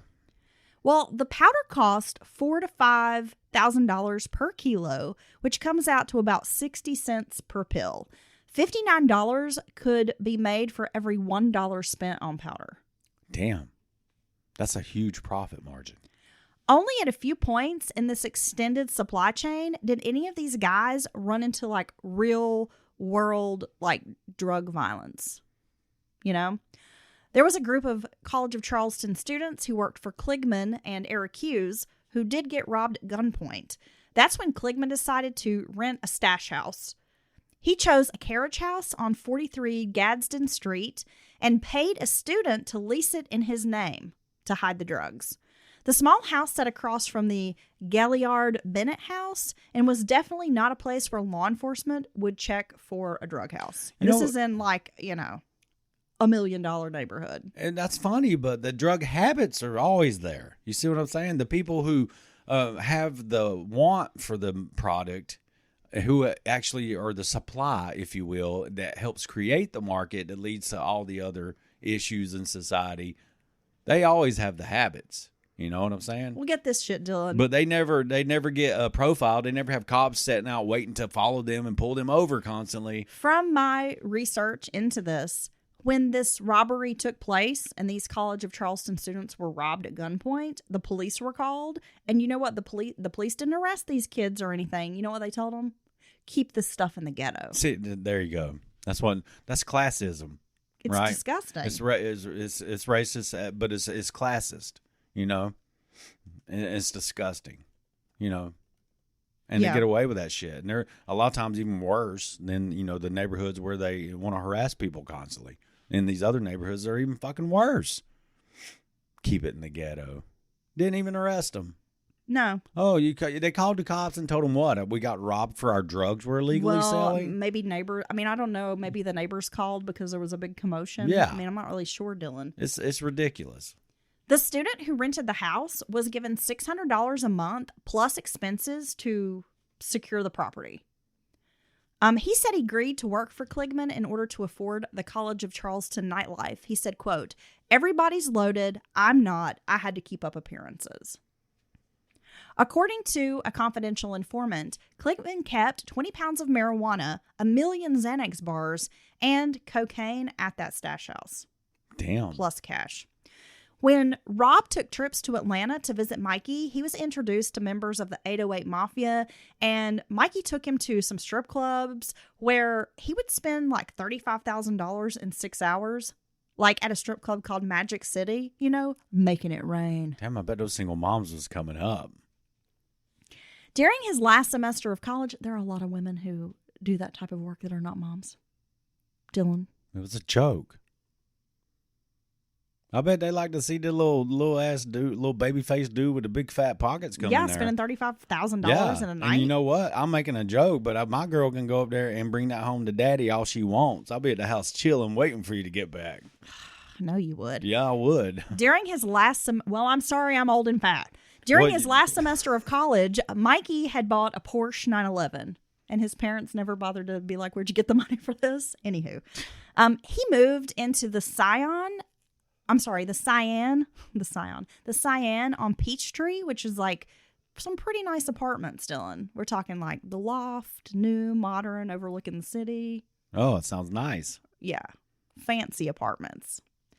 So, he's living large. Yeah, and to be a valet. He's being flashy with his money, which is always smart. Mikey was hiding cash at his grandfather's house under the guest room mattress. Their Cash App, PayPal, Venmo accounts were like at their limit. Oh, I'm sure. They're just making so much money, they got to figure out something to do with this money. Well, yeah, it gets hard to move the money around. I knew of a dude who got his stuff mailed to him, and he had to pay the guy. And so he would go to Western Union, but there's limits on how much you can send at once and how frequently you can send it. And it really causes a lot of problems for the exchange. And a lot of people forget, it's not just about the illegal product up front.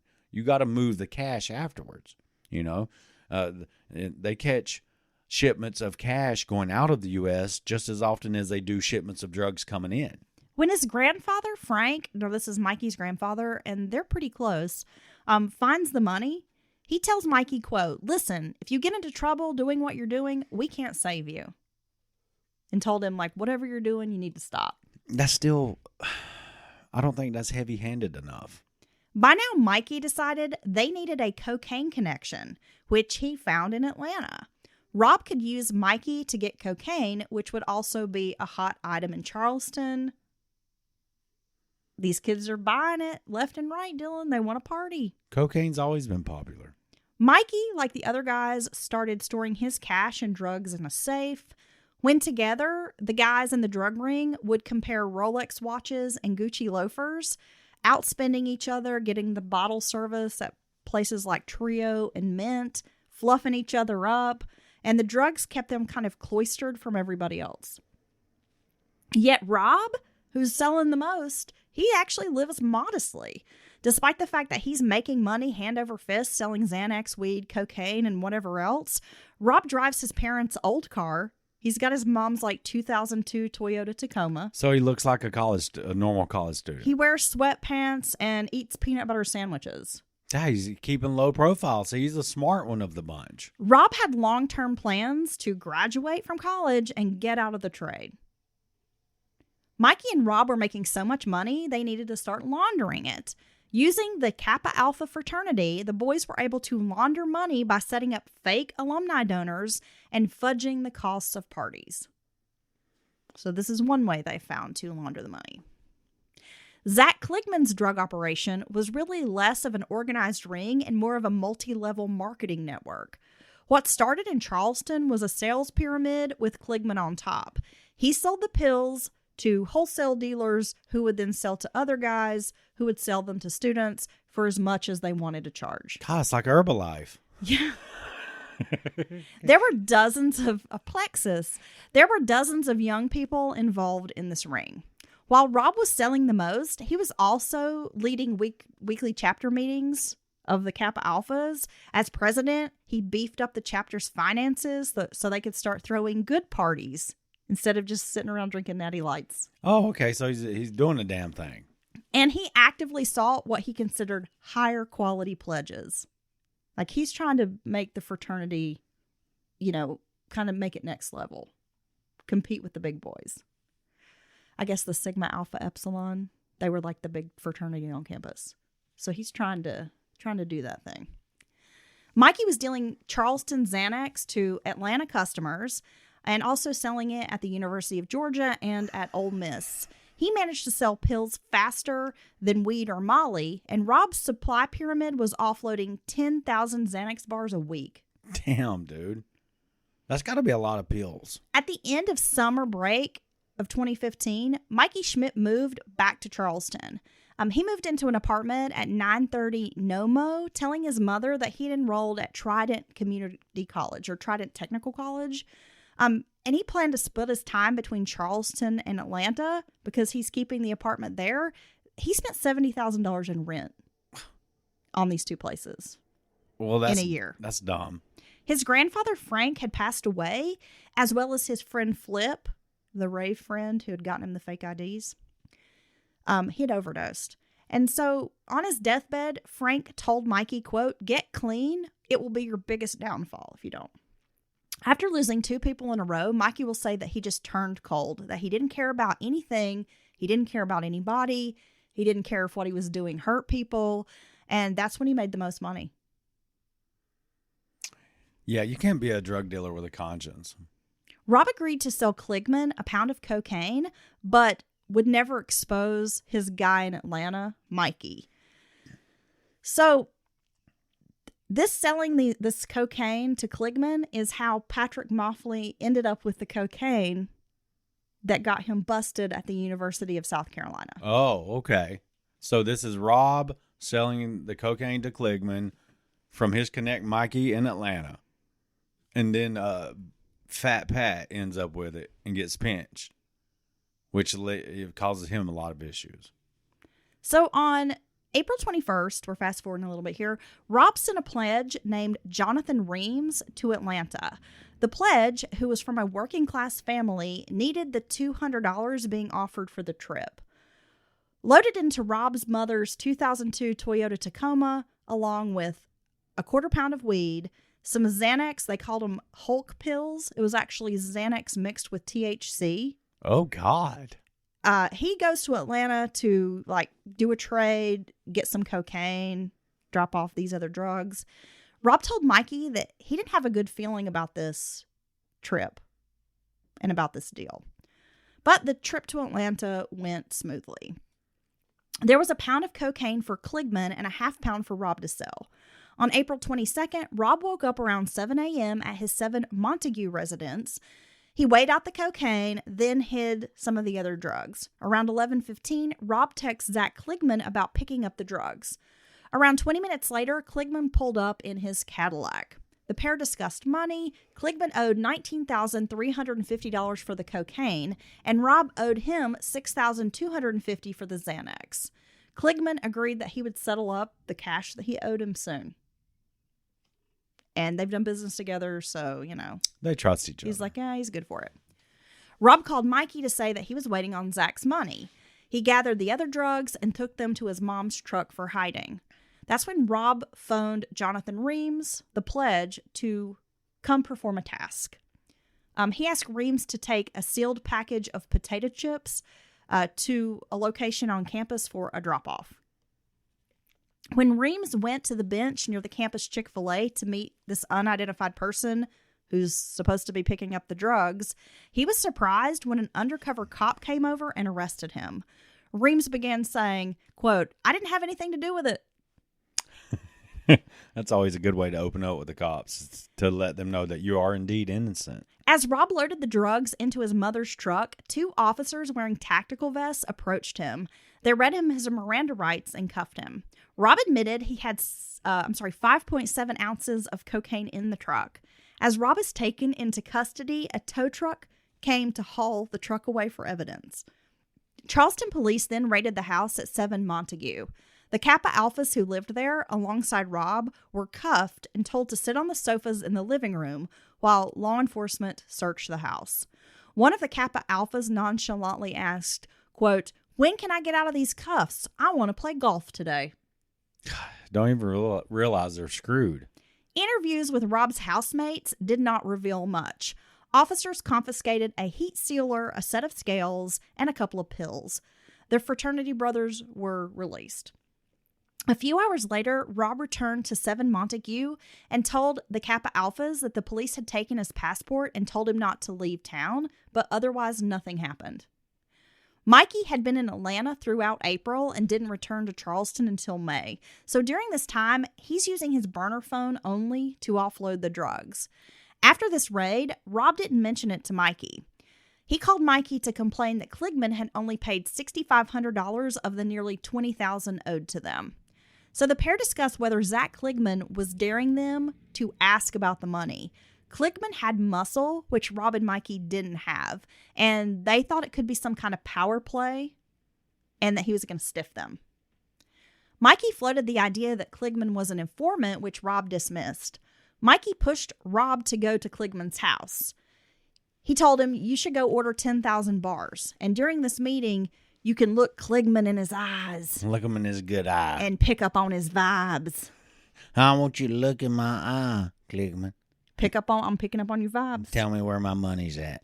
If he seemed shifty, they could destroy their phones and clear out the stash.